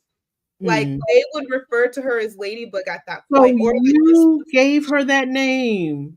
yeah, it was me. Well, let me also tell you that ladybugs were a symbol between my mother and I. As a matter of fact, on my altar is a crystal ladybug. Oh my goodness. I went through this ladybug phase, and my mother started just buying me ladybugs. She bought me a ladybug bracelet, earrings, and this glass ladybug that sits on my altar. And remember, it's one of the things that my mother gave me. Um, and even when I was over the ladybug thing, she still would keep buying me ladybugs. But when I see a ladybug, I always think of her. Yes, or think of I think of her. I do because for many reasons. Um, but I would hope that each and every single one of us recognizes that we are again in ancestor training. And what that means is you are creating a legacy every single day. You're leaving something behind, whether it's a 5 minute interaction with a stranger or the places that you work. You're leaving energy behind. You're planting seeds every single where you go. What comes out of your mouth is a prayer. You literally must be mindful of the things that you are releasing into the ether because we're all breathing it, we're all receiving it, and there's more than enough negativity out there. We don't need to be contributing to it. And Right. absolutely, Maya, great point.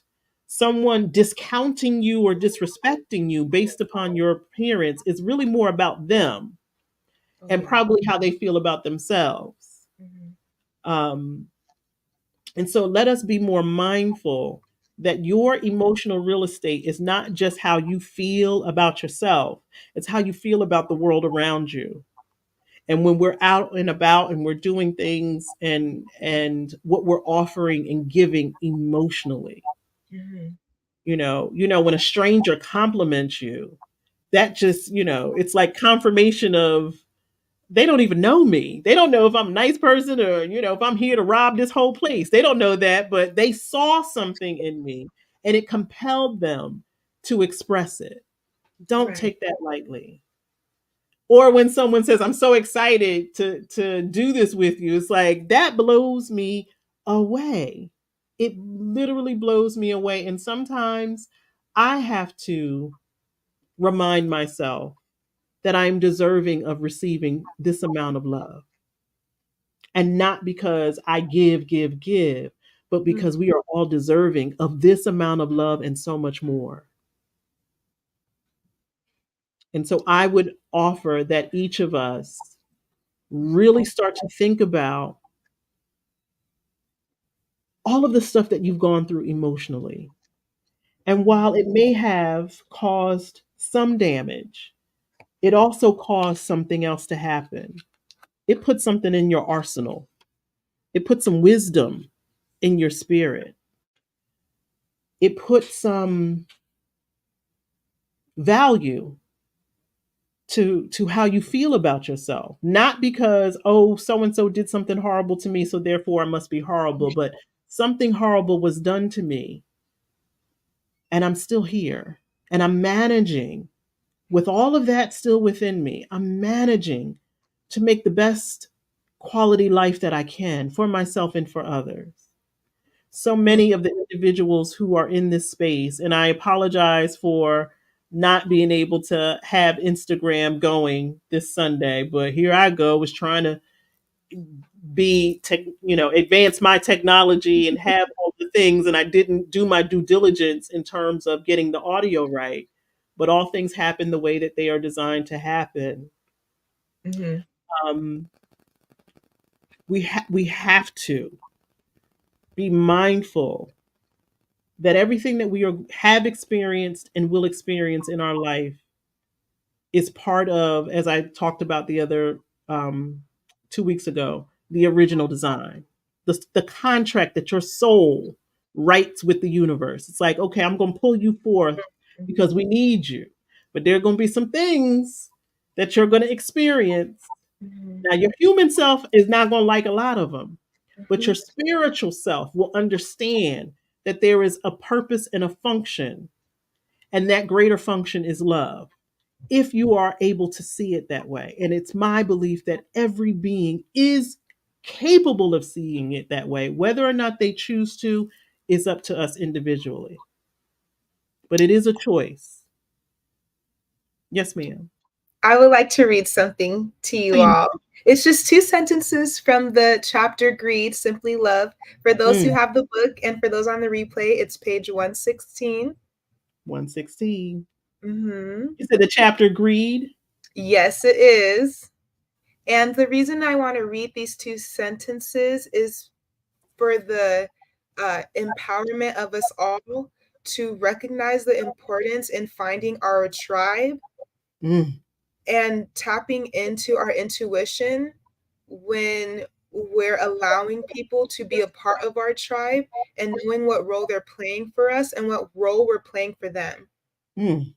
Come on now, Danny. Yes. So, page 116, it says, most of us are unclear about what to do to protect and strengthen caring bonds when our self centered needs are not being met.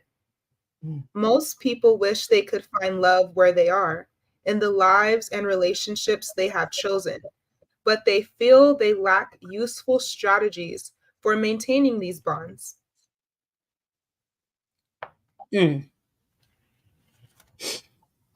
Well, can you, Danny, not to put you on the spot, but to absolutely put you on the spot, can you think of a useful strategy that you are either creating, because for Mm, many of us, we are creating new ways of being.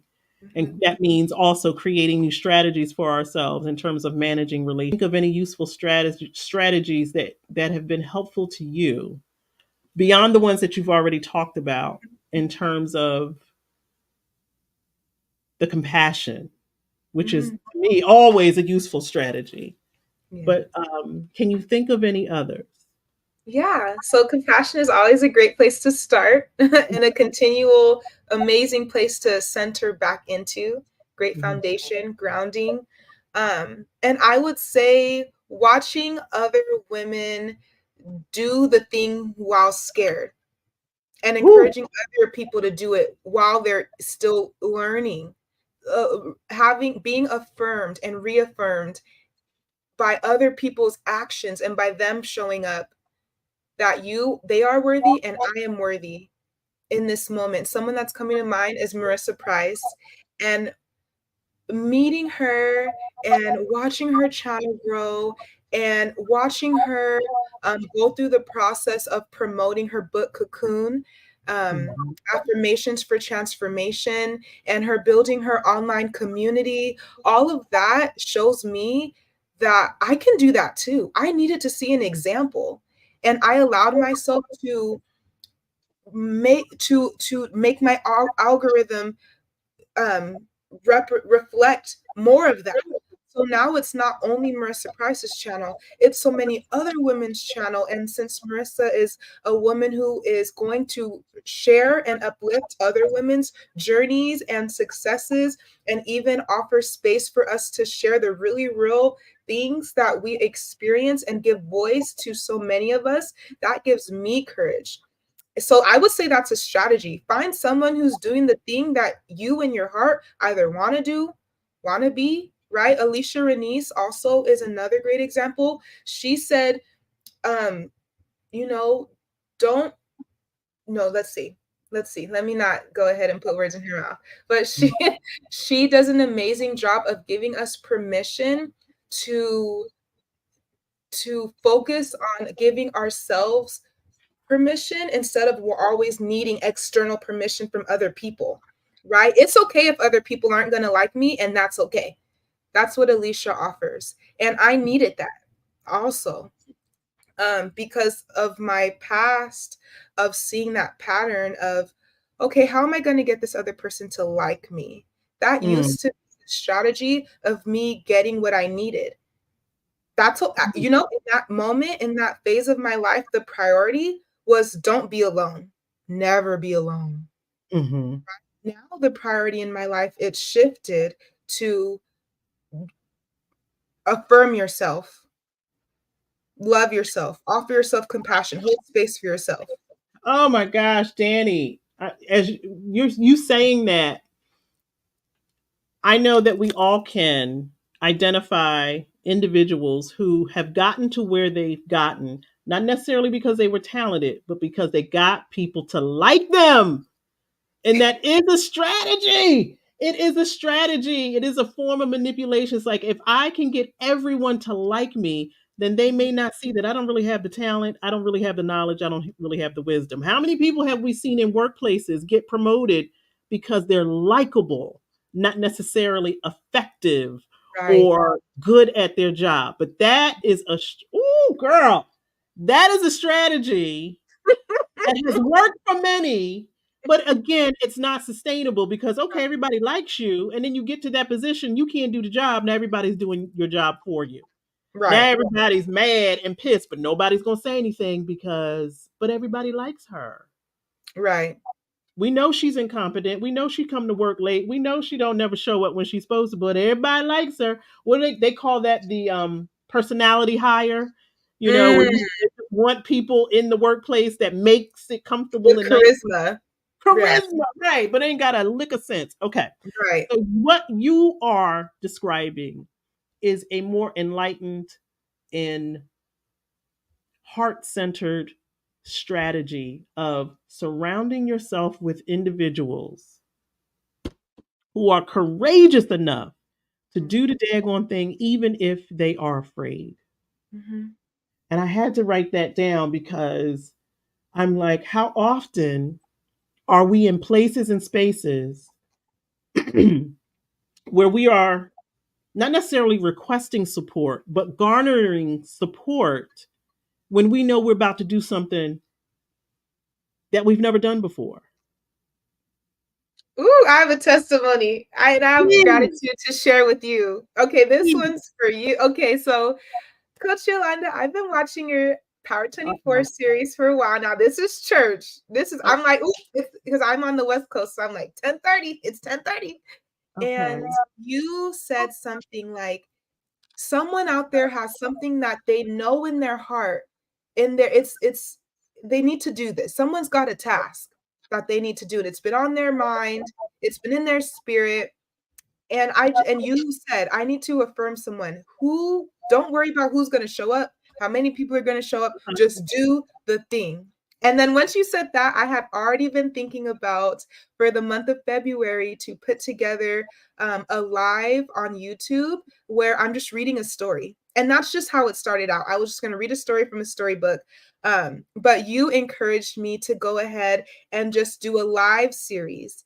And so I did do that, and it was so beautiful. And over time, no, there was never zero people. Like Marissa was showing up, Alicia was showing up, other women were showing up, and I was just like, I did not think that they were going to get up at this time because I was doing 6 a.m. my time. Like it was just a vision that just one day went poof in my head, in my spirit. And then once you said, who cares how many people show up, it was like, no, you're going to do this for the month of February and you're just going to start it and you're going to get a paper and you're just going to write down the flow of how it's going to go. And as you keep going along, it'll just keep forming. It'll get better. But whatever you have right now is enough. And you affirmed me in that. And over time, it ended up being a space where I was sharing Alicia's books and Marissa's books and content. So for me, it wasn't even at the end, it wasn't about the story. I could care less about the storybook. It was about me holding space to share and uplift the women who have been inspiring me and pouring into me for months, for years on YouTube. But now I'm offering to the YouTube space something. And Marissa said it was very nice for her. She was there each morning, like, hey. And so I just want to thank you, Coach Yolanda, because you planted a seed in me. And then I went into the YouTube. And once I found out that you were encouraged to do your YouTube live series, I was like, we're all just having seeds planted into us. Like, let me say thank you. Like, Woo! I'm telling you, that does wonders for my heart and also calls me higher because there are things, of course, that I have been sitting on. I want to do, and here I am telling everybody else, do it, just do it, about it. And in my head, I'm like, you gonna do this thing, and ain't nobody gonna care about it. And so you have now encouraged me. It's springtime. It's my time, the time that I come alive the most. So it's time. And that's why I wrote that down. It's like when you're afraid, that is when you need support. Where is your support system? I have support here every single and not just Sunday. I can't even keep up with the comments that I need to respond to. And then I looked the other day, I was like, do you see how many people have subscribed to your channel? You have yet to acknowledge that. Like, what are you afraid of? And it's that fear that if I acknowledge it, it'll go away or it won't mm, progress. And yeah. and that is something that I have to continuously work on. It's Mm-hmm, that feeling of worthiness. mm-hmm, It's like I know I deserve it, and mm-hmm, not again because of any particular thing about me, but because it's present. mm-hmm, It's like if you were walking in a field of apple trees, it's like it would not be a shame for you to take one apple. Like there's so much here. No one's mm-hmm. saying you got to take every apple in the orchard, but if you took Right. one, if you took one, it wouldn't be missed. And it's like there is so much abundant love present for each and Mhm, every single one of us. We are deserving because it is present, because it is abundant. And I can remember, like, Marissa, who is just phenomenal, when she was preparing to leave one country to go into another one. It was just like, do you realize what you're about to do? Like, that's just not light work. You know what I mean? It's not light work. Do you realize what you are about to do, and how it's not just going to be freedom for you, but freedom for so many others? And just this morning, I said to Beloved, do you think of, how about us living outside of the US? And he was like, "Well, I mentioned that before and you were against it." I said, "Yeah, but it's growing on me. It's growing on me." And so I will say again, we all have something growing inside of us that is deserving of being born out into the world. And yes, don't worry about who's going to show up. Don't worry about if the people will like it or love it. It's you planting the seed that will attract your tribe. And for any one of us to think that we're not surrounded, they don't have to be in close physical proximity to you for you to be surrounded by love and support. Mhm. There's so much love and support available. Don't believe the lie that it's in scarce supply. It's not. It Mhm. is not. We have found new ways of reaching one another. I may never even get to meet so many of you in the flesh, but I've met your heart Mhm. across the space. Mhm. And Oh, sometimes the messages hit a little bit deeper because I don't have that like physical barrier that sometimes can happen in communication. When I hear a message online, especially from the ladies who are being so intentional in sharing their truth, I remember my body remembers that moment. So I'll think about you. Even it doesn't matter. I never met you in person. I'm thinking about you like we hang out. right, because we do. We are Your like, voice is in my before we spirit. start, like, this is just a conversation, but it's where inspiration can be born Hmm. in the conversation. Just say the word. Just say the word. Like, you've seen Natasha last week, and you, and I'm writing things down. And I'm like, girl, get it together. Even though I have, you know, I have been a coach for quite some time now, and I have sat at the feet of the best and learned and gathered information and had experiences that I know will never be replicated again in my life. There are still moments where I have to affirm myself. Mhm. And the affirmation is not just mine alone, it comes through these types of experiences. And when I read things, and that is part of the spiritual practice. Mm, mm, Even, I've said before, washing dishes can be a spiritual practice if you see it that way. mm, And so, connecting with your ancestors, I recommend it as part of your spiritual practice.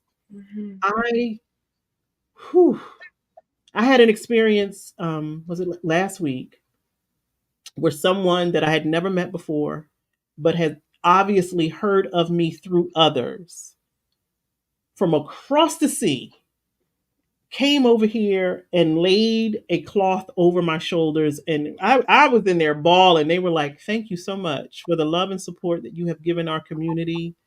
It resonates." I'm like, "What you talking about? What are you talking about?" And, she placed this thing around my shoulder. She said, "This is, in my country, this is a symbol of high regard for those who do for others." And I'm like, "Get it mm, together, Yolanda. Why are you diminishing your place in the world?" Like, my mm, beloved and I share a birthday, and he asked me, "What do you want for your birthday?" And I said, "World peace." And he's like, "Well, I can't do that." I said, "You don't think you can?" And so when I asked, I said, "What do you want for your birthday?" He said, "World peace." I said, "I got you," because I know I'm capable of that. Like, that's the level mm. of believability we have to have in ourselves. Mhm, Oh, you want world peace? I'm gonna serve it to you on a platter. It might be our world. mm, It may not be the global world that we know it, but I absolutely can bring world peace. mhm. Absolutely can transform anything that I put my mind to. Right. And getting to that level means, again, what is your emotional real estate? We have so much Mm. in our bounty, the experiences of our ancestors, the experiences of our family, even those family members that get on your nerves and step on your toes, they here to show you something. Right. They are here to show you something, and not necessarily how you don't want to be, but they may be here to show you the greater power of love. How are you showing up? Mm-hmm. Mm-hmm. Sometimes the people that stretch you the most are the people who you would rather do without, but they're Right. here. We are all here to show each other something. Mm-hmm. And I'm so grateful. And sometimes I don't fully realize the power that we are all possessing together. We have this moment and then we move on to the next moment. And Right. we have to gather that. We have to gather that and remind ourselves when we're thinking so small of ourselves. There's somebody on the other side of the world who is about to get on a plane to come over here and place something on your shoulders to tell you how you've been impactful in their life. There's someone that's telling you that your words resonate with them. Mm-hmm. You may never hear it or see it like we have the opportunity, but don't you discount the impact that we all are making in each other's lives. Yes. Oh, That reminds me of like, God, please give me this blessing, please, please, please, please, please. And then God's like, okay, here you go. It's there, it's been there, but I'll just give you a little reminder. It's like, no, God, I don't want that, but please, can you give me blessing, blessing? And it's like, fool, you got it. You have it. And I'm thinking of you, Danny, coming into this world at 3 pounds and astounding the professionals, but also having an experience where you're like, people have diminished my presence. No, no, no. They didn't know what they were dealing with. mm, Didn't the know what they power were. in the language we use. Hmm. Hmm. Or they saw it, like, what I wrote down about individuals believing that our race was ever inferior. There's absolutely no way you ever thought that. Mhm. Right. If so, you would not have moved heaven and earth to literally move heaven and earth to enslave so millions to do your bidding if you Right. thought that we were inferior. The reality is that you always saw the talent, the wisdom, the intelligence, the discipline, which is why you wanted it so bad. Which is why right now we are in a position where so many people are creating so many laws to try to control so much power. Right. People see your power and they're afraid of it because they Hmm. know what that means. And so let me create systems that will have you believe that you don't have any. Yeah. Let me make you afraid of yourself. Let me tell you who you are. Instead of you believing what you know to be true already. Hmm. Please, as I like to say, we came here knowing. And as a doula, that is one of the reasons that I wanted to become a doula, because knowing that birthing process, as much as we would love to give all credit to the womb and the mother, if that baby ain't ready, that baby ain't ready. Hmm.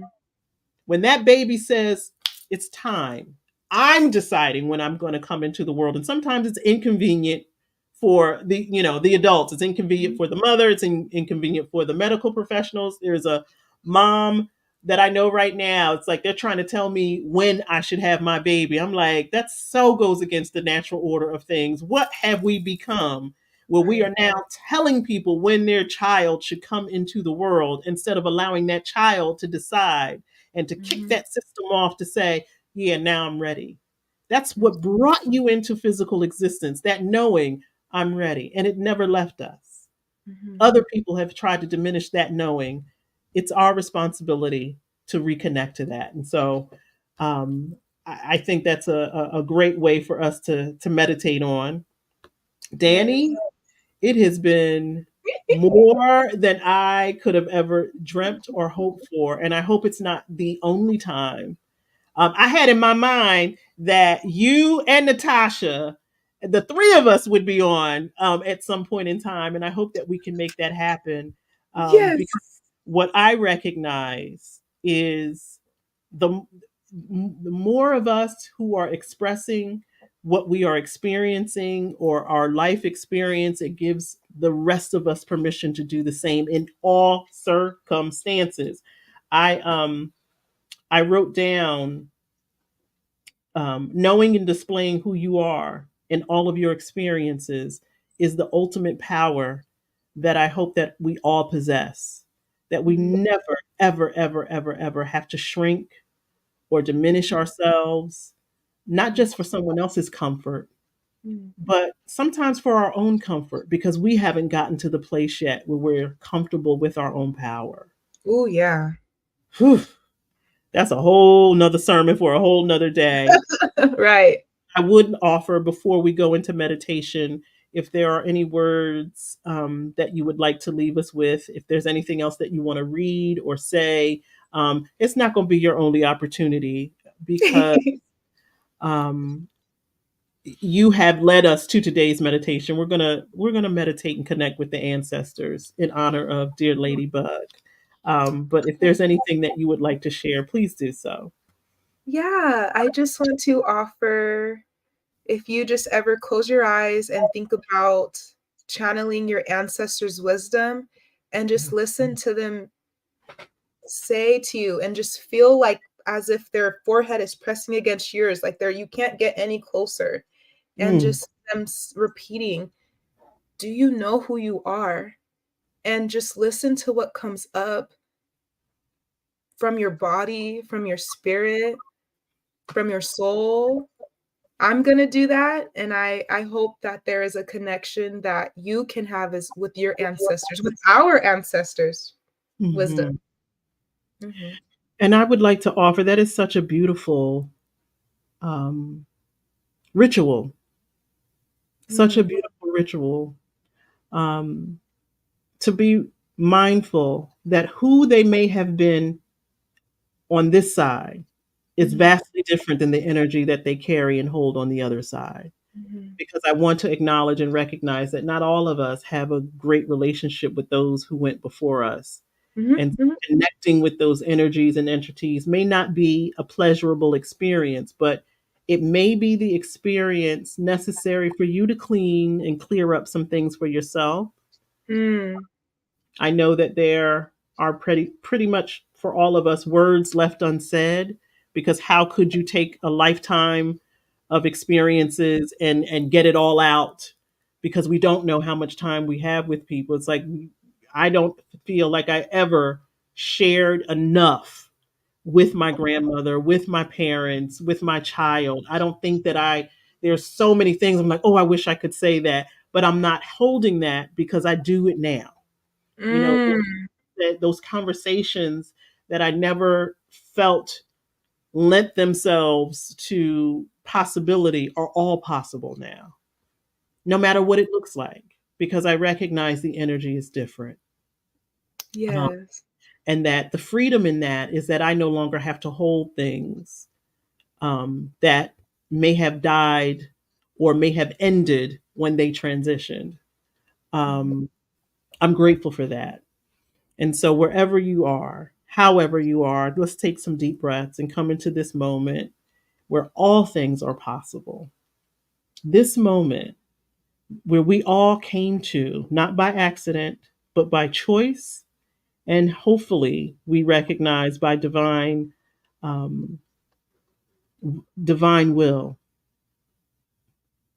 We open ourselves, our heart, our mind, our body, and our soul to the possibility that in this right now moment, we are surrounded by an entire community of spirits, of energies that are holding space for us in every waking and sleeping moment.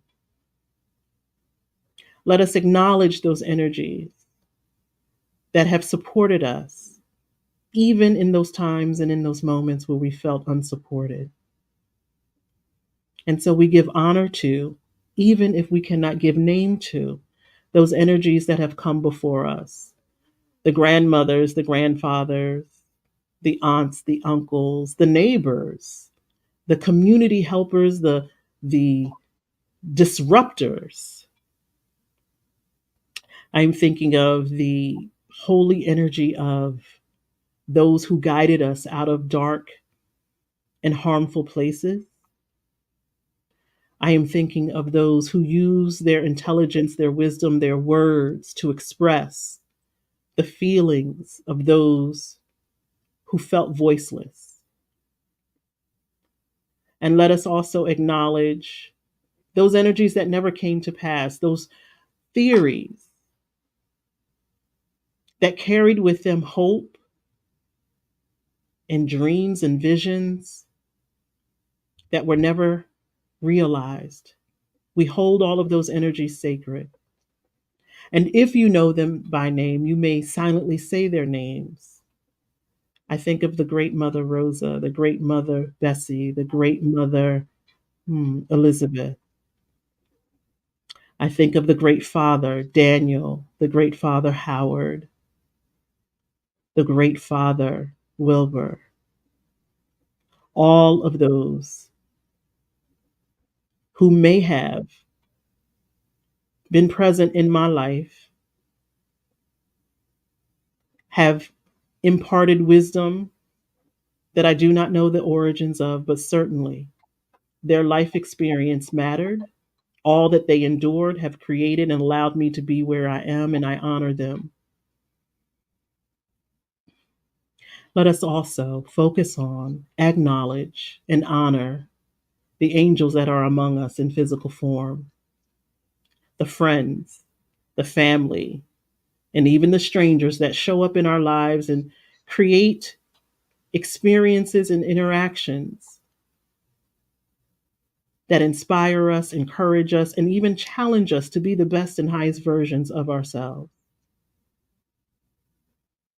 Those who may be there on a day to day basis, and those who seem to just drop in at that most perfect moment to impart some wisdom, some love, and yes, even a disruption of a pattern that we are not able to see as harmful to ourselves or to others. I'm grateful for those individuals who come in and out of my life to show me who I am because we are all each other's mirror. The God in me recognizes the God in you. And so, as we continue to interact with one another, let's acknowledge each other and address each other as such. You are my future ancestor, and I am yours. I'm grateful for that space of honor in your life, and I hope to live up to the realization that we are here to love one another in this life and beyond. Let us get about the business of training our mind, our body, and spirit to be more available to love by asking ourselves, how can I be more loving in this moment? Loving to myself, loving to others, and how can I create the energy that will be released into the atmosphere for others to feel, for others to grow through, and for others to experience the thing that we all need to survive. Let us also acknowledge the energies that are coming behind us, whether they are our own children or others' children. We have a responsibility to ensure that they are growing in an environment that is conducive to the uplifting of the consciousness of all. Let us not leave any one being out of the equation because we are all deserving of love, even if we think we're not. And those that are coming underneath us, those who are here in physical form or are transitioning into this earthly plane, let us also hold them as sacred, knowing that they will grab a hold, capture all of the things that we have left undone, and hopefully transform them into something greater. Let us recognize that all of these entities, the past, the present, and the future, are all taking place right now. knowing that time is a concept created by humans, our spiritual being, our spiritualness understands the interaction and integration of all of those time periods and how it can support us as we acknowledge the past, the here and now, and what is to come. Let us never forget about love. Let us inject it into every interaction that we choose to engage in. Recognizing that means I honor me, I honor you, and I honor the sacredness that is being created between us. And even if our interaction is brief, doesn't mean that it can't be impactful.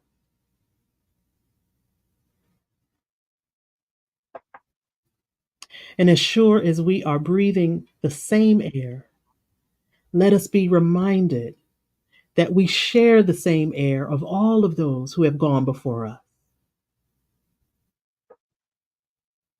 Let us be reminded that we are walking the same path of those who came before us, that we are looking upon the same sun, that we are cleansing ourselves in the same water, that the food that we nurture our bodies with comes from the same original seed. And so, whatever experiences our ancestors have endured, we carry that with us. Let us do right by them by honoring them, by engaging with them,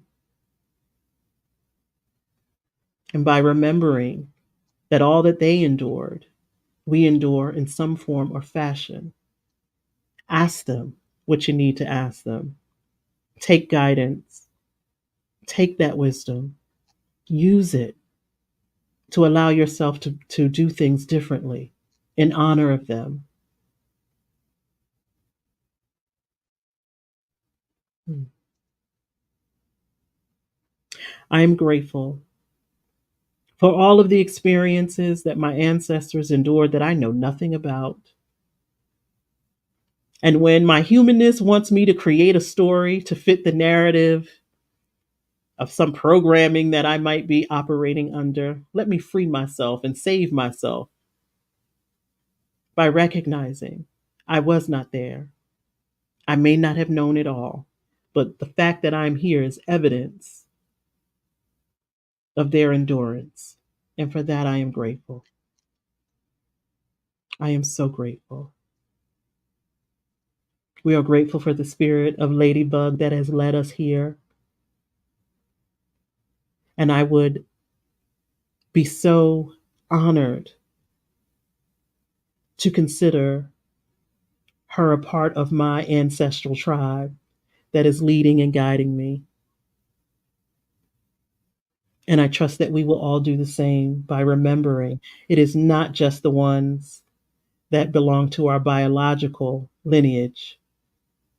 All of the women, all of the men, all of the individuals who walked on this earth, we carry a part of them within us. Let us do our part to honor that.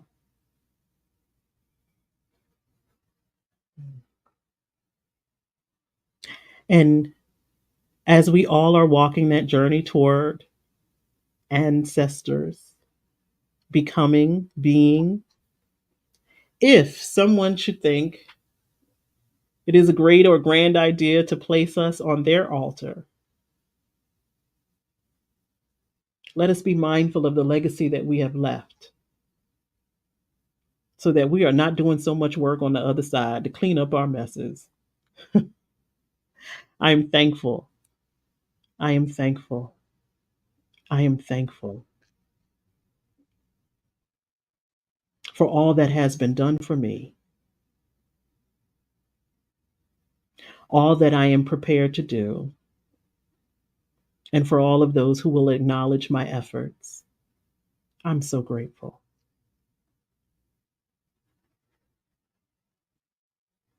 And I affirm that each and every single one of us Each and every single one of us is deserving of being placed on someone's altar somewhere. We may not know. There might be someone right now who is inspired by something you've said, done, created, and is thinking of you in moments when you're not even thinking about yourself. In those moments where you're thinking you're not enough, someone is out there like, ooh, let me tell you about Danny. Let me tell you about the thing that she has done and created. Let me tell you about Yolanda. Let me tell you about Marissa. Let me tell you about Natasha and what she said and how that has changed my perspective. Let us hold that in our memory that right now, if someone is thinking about you and something that you have said, you are on their altar, the altar of their mind and the altar of their heart. We cannot afford to think of ourselves in ways that diminish who we are and how we are moving in this world. The value of what we've endured, what has come from it, cannot really be measured by anyone, probably only your heart, but it's more than enough for you to believe that you are deserving of great and grand things. And I hope that that is the message that we all take in terms of looking at ourselves emotionally, how much you have endured, and how you are willing to use that to support yourself now and beyond. It's not easy. It's really not easy. And I'm grateful for any one of us who are willing to take that exploration. You're so amazing. Mama Danny, I don't know if you're older than me, younger than me. I don't care. You're my mama. Mama Danny, for your wisdom today and always. What's is that the name of your YouTube channel, Tea Time Beauty? Yes, teatime.beauty. Tea Time Beauty on YouTube. I am going to subscribe. I will admit to not being the best at subscribing because I try very hard not to spend a lot of time on social media. I don't really because I know it can create a rabbit hole. It's like, oh, let me go see this video. 3 hours later, I haven't moved from the position that I've been in. And so, one of the things that I declared when I was going through my spiritual life coaching journey was to decrease my time on social media. Mhm. So much I had to write it into my vision plan. It's like I can't give myself any more than X minutes a day because I literally could spend all day on social media. See? But what a great reframe would be, just as you said, if I limit myself to those individuals that I know are giving of their time and their space to uplift the consciousness, that can also be a part of my spiritual practice. I said that. You talked about surrounding yourself with individuals Beautiful. that inspire you. And so Yes. if I'm That's going to beautiful. engage in watching 1 hour, 2 hour, 3 hours, I'm asking people to be on here for an hour, hour and a half, 2 hours. If I'm going to do that, then I have to affirm and Mhm. discipline myself to say, okay, this is who I'm going to listen to. I'm going to listen to these people. I'm Mhm. going to watch their videos, and then that's it. I'm not going to be watching people fight each other, dance, and all that other stuff because that doesn't feed my spirit or feed my soul. Mhm. I recognize what I'm building here. This brain is going to forever Mm. continue to absorb information. I got to feed it well. Mm. And so, yeah, I don't know if you recognize all you've said today, but I was taking notes. I'm like, wow. You know what? Oh, what? And so, as you continue to do your work in the world, I just wanted to go back to the point about your experience at the library and Mhm. someone stepping on the back of your shoe and how that brought up a feeling of taking up space. Mhm.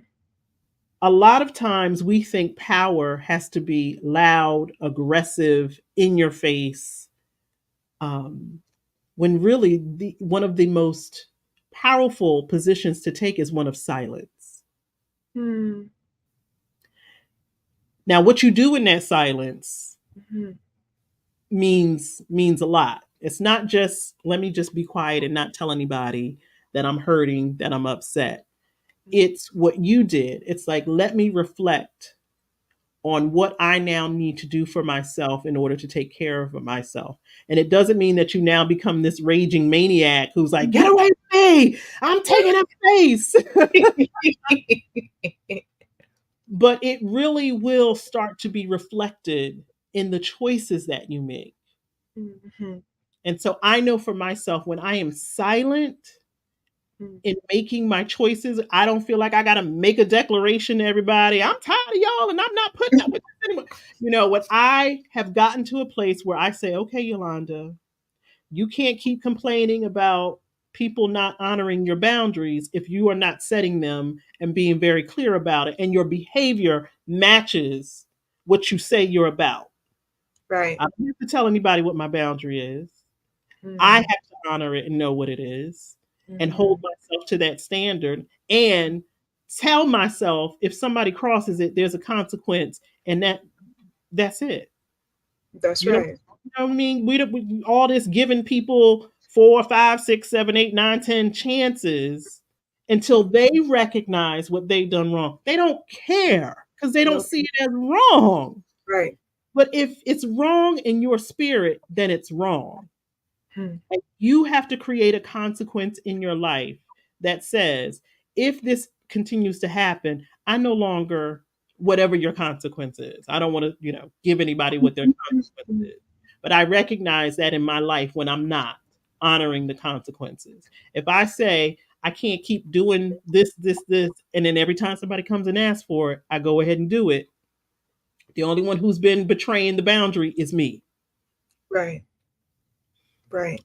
So I would just offer that to you and to all of us that Mhm. true power is standing in your silence and saying no more of that, and now I'm aligning myself with my true feelings, and I don't anticipate a lot of people stepping on your toes anymore. We start to carry this energy that's silent. It's not loud, doesn't need a bullhorn, but you feel Right. it. We all know particular people, we feel their energy before they've even said a word, Right. Right. and we know how to act accordingly. um and so I offer that to all of us this week as you're looking at your emotional real estate. Like, what value are you placing on the boundaries in your life? What value and quality Mhm. are you placing in terms of the ways people speak to you? And you could say it until you're blue in the face. Don't talk to me like that. If that's who they are and their character, that is how they're going to show up. What are Mhm. you going to do about it? Mhm. Where are you going to start to discipline yourself to say, no, you don't get to do that. You don't get to do that. And I have found that silence when people are acting foolish and you just looking at them is a lot deeper than me and you going back and forth. I had a Right. I had a parent say that to me the other day. She was trying to tell me that a policy wasn't the policy. And I just was sitting there looking at her as the policy is listed right next to her on the wall. And I'm just like, and then finally she was like, I'm not going to go back and forth with you. You never were, because I never said, and you were going back with yourself. Because Mhm. all I did was point to what was right in front of her face. Well, I didn't see it. There's no need for me to even engage in that. Mhm. No need for me to prove that I'm right. Mhm. I just was silent. Mhm. You're arguing with yourself because I'm not participating. I'm not going That's back. right. I'm not going back and forth with you. You really aren't because I'm not participating in that. But Mhm. that's my boundary. I don't argue. I don't participate in back and forth conversations because what's the point? Right. It's like, what's that saying? You're either someone that makes things happen, you're watching things happen, or you're like, what's happening? And I Hmm. wanna be the person who's making things happen. I don't want things to just come to me. Like, that's kinda how Right it felt when that person stepped on my foot. It was like, now, was I I got to not do being something. Right. intentional about how I'm showing up? Like, was I not there? And it's like, as soon as that thought came, you Mhm, were obviously there. So what is it? Like, what really is it? And so now, mhm, affirmation to me, when I walk on the street, I'm put my shoulders, my chin up and I'm walking. So they have no choice but to recognize way before they're anywhere near my personal space that mhm, I'm here. And this mhm. is what's happening. I'm walking right here. So you're gonna have to move away. Right. It's not And a a lot choice. of times we do that for our safety. We've learned how to shrink ourselves. We put our headphones on, so we're like, we don't want nobody to talk to us. We may not even be listening to anything. It's like Right. we have learned to how to kind of protect ourselves and shrink for Mhm. our own safety. It's like if they don't know I'm here, then they won't try to harm me. Yeah. Baby, if they're trying to harm you, they don't Oh, care. right. They're not thinking about whether you shrinking down or you're out and about. Right. So we have to think, how do I want to show up in the world that is the most authentic and loving to myself? Whew. How many times have we dimmed ourselves because I don't want people to think I'm too much? I'm like team too much all the time because that's part of how I express myself. And I don't have to go out and say I'm this, I'm that. You can see it.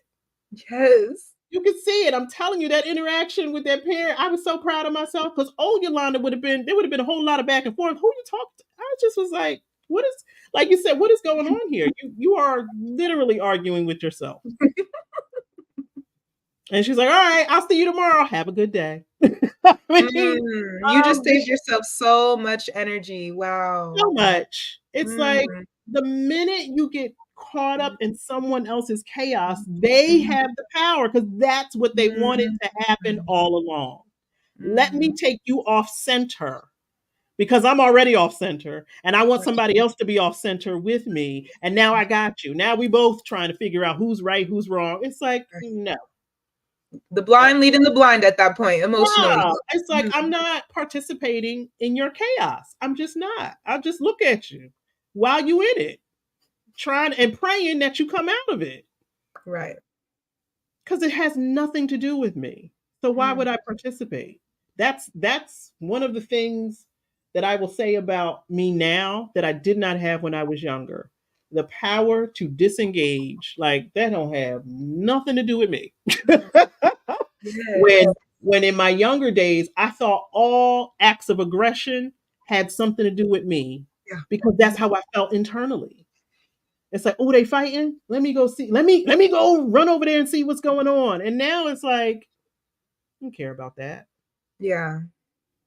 Who doesn't Mm, like who? I don't even know who those people are. Like, I was asking my daughter about something. And she was like, I don't know. I said, well, I just hear people talking. I don't really invest in it. I don't, the celebrity thing. I don't know those people. I don't know mm, what's going on. Listen, Mimi, was that not the thing to do? It's like, why did we ever do this? Like, oh my God, it's gonna be a fight. And you wanted to see it. And then yeah. now it's like, why would I want to like some of the reality shows, why would I want to see people talking to each other crazy? Mm, It's not attractive to me. Now, mm-mm. in a couple of years ago, absolutely. It's like, what time that show come on? So and so is gonna give it to so and so. And now I'm like, first of all, it's not real. And why? Why would that make me feel better about my life to see other people in conflict? It's Mhm. too much of it. It's too much of it. And I don't need it in my emotional storehouse. I Right. got enough. I got enough going on in there. I don't need other people's, stuff. So I thank you for your vulnerability to Mm, say, what you were experiencing and how you took ownership of that to bring yourself to a higher place, and for introducing us to Ladybug.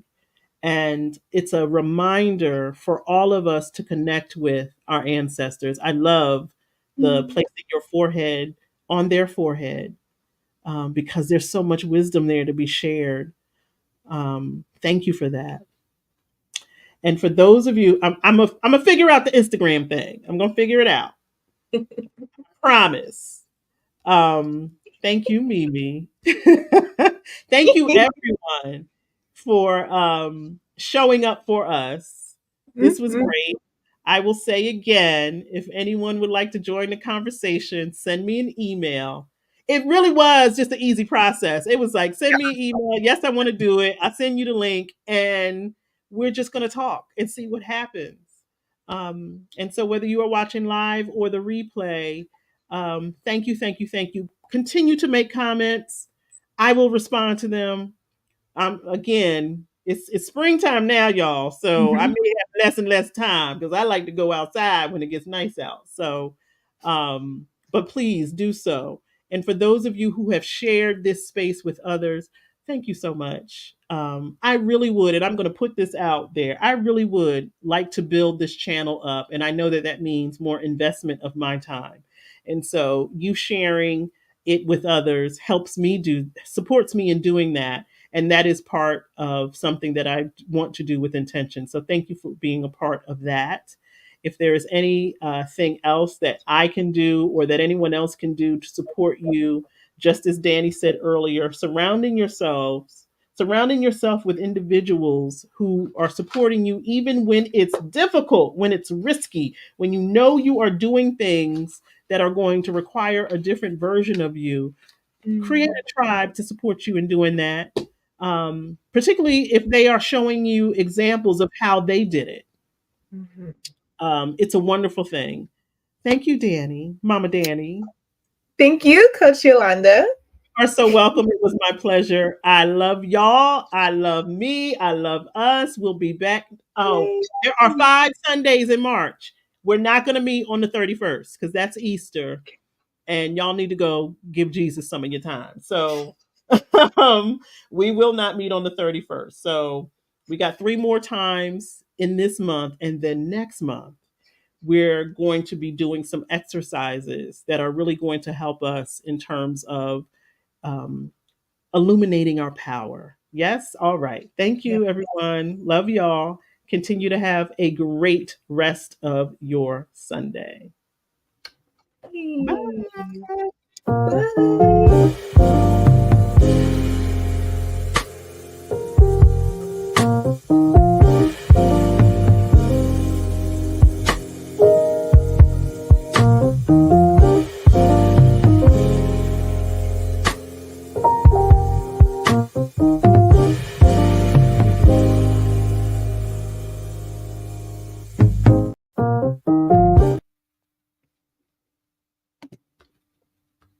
Hi. Bye. Bye. Have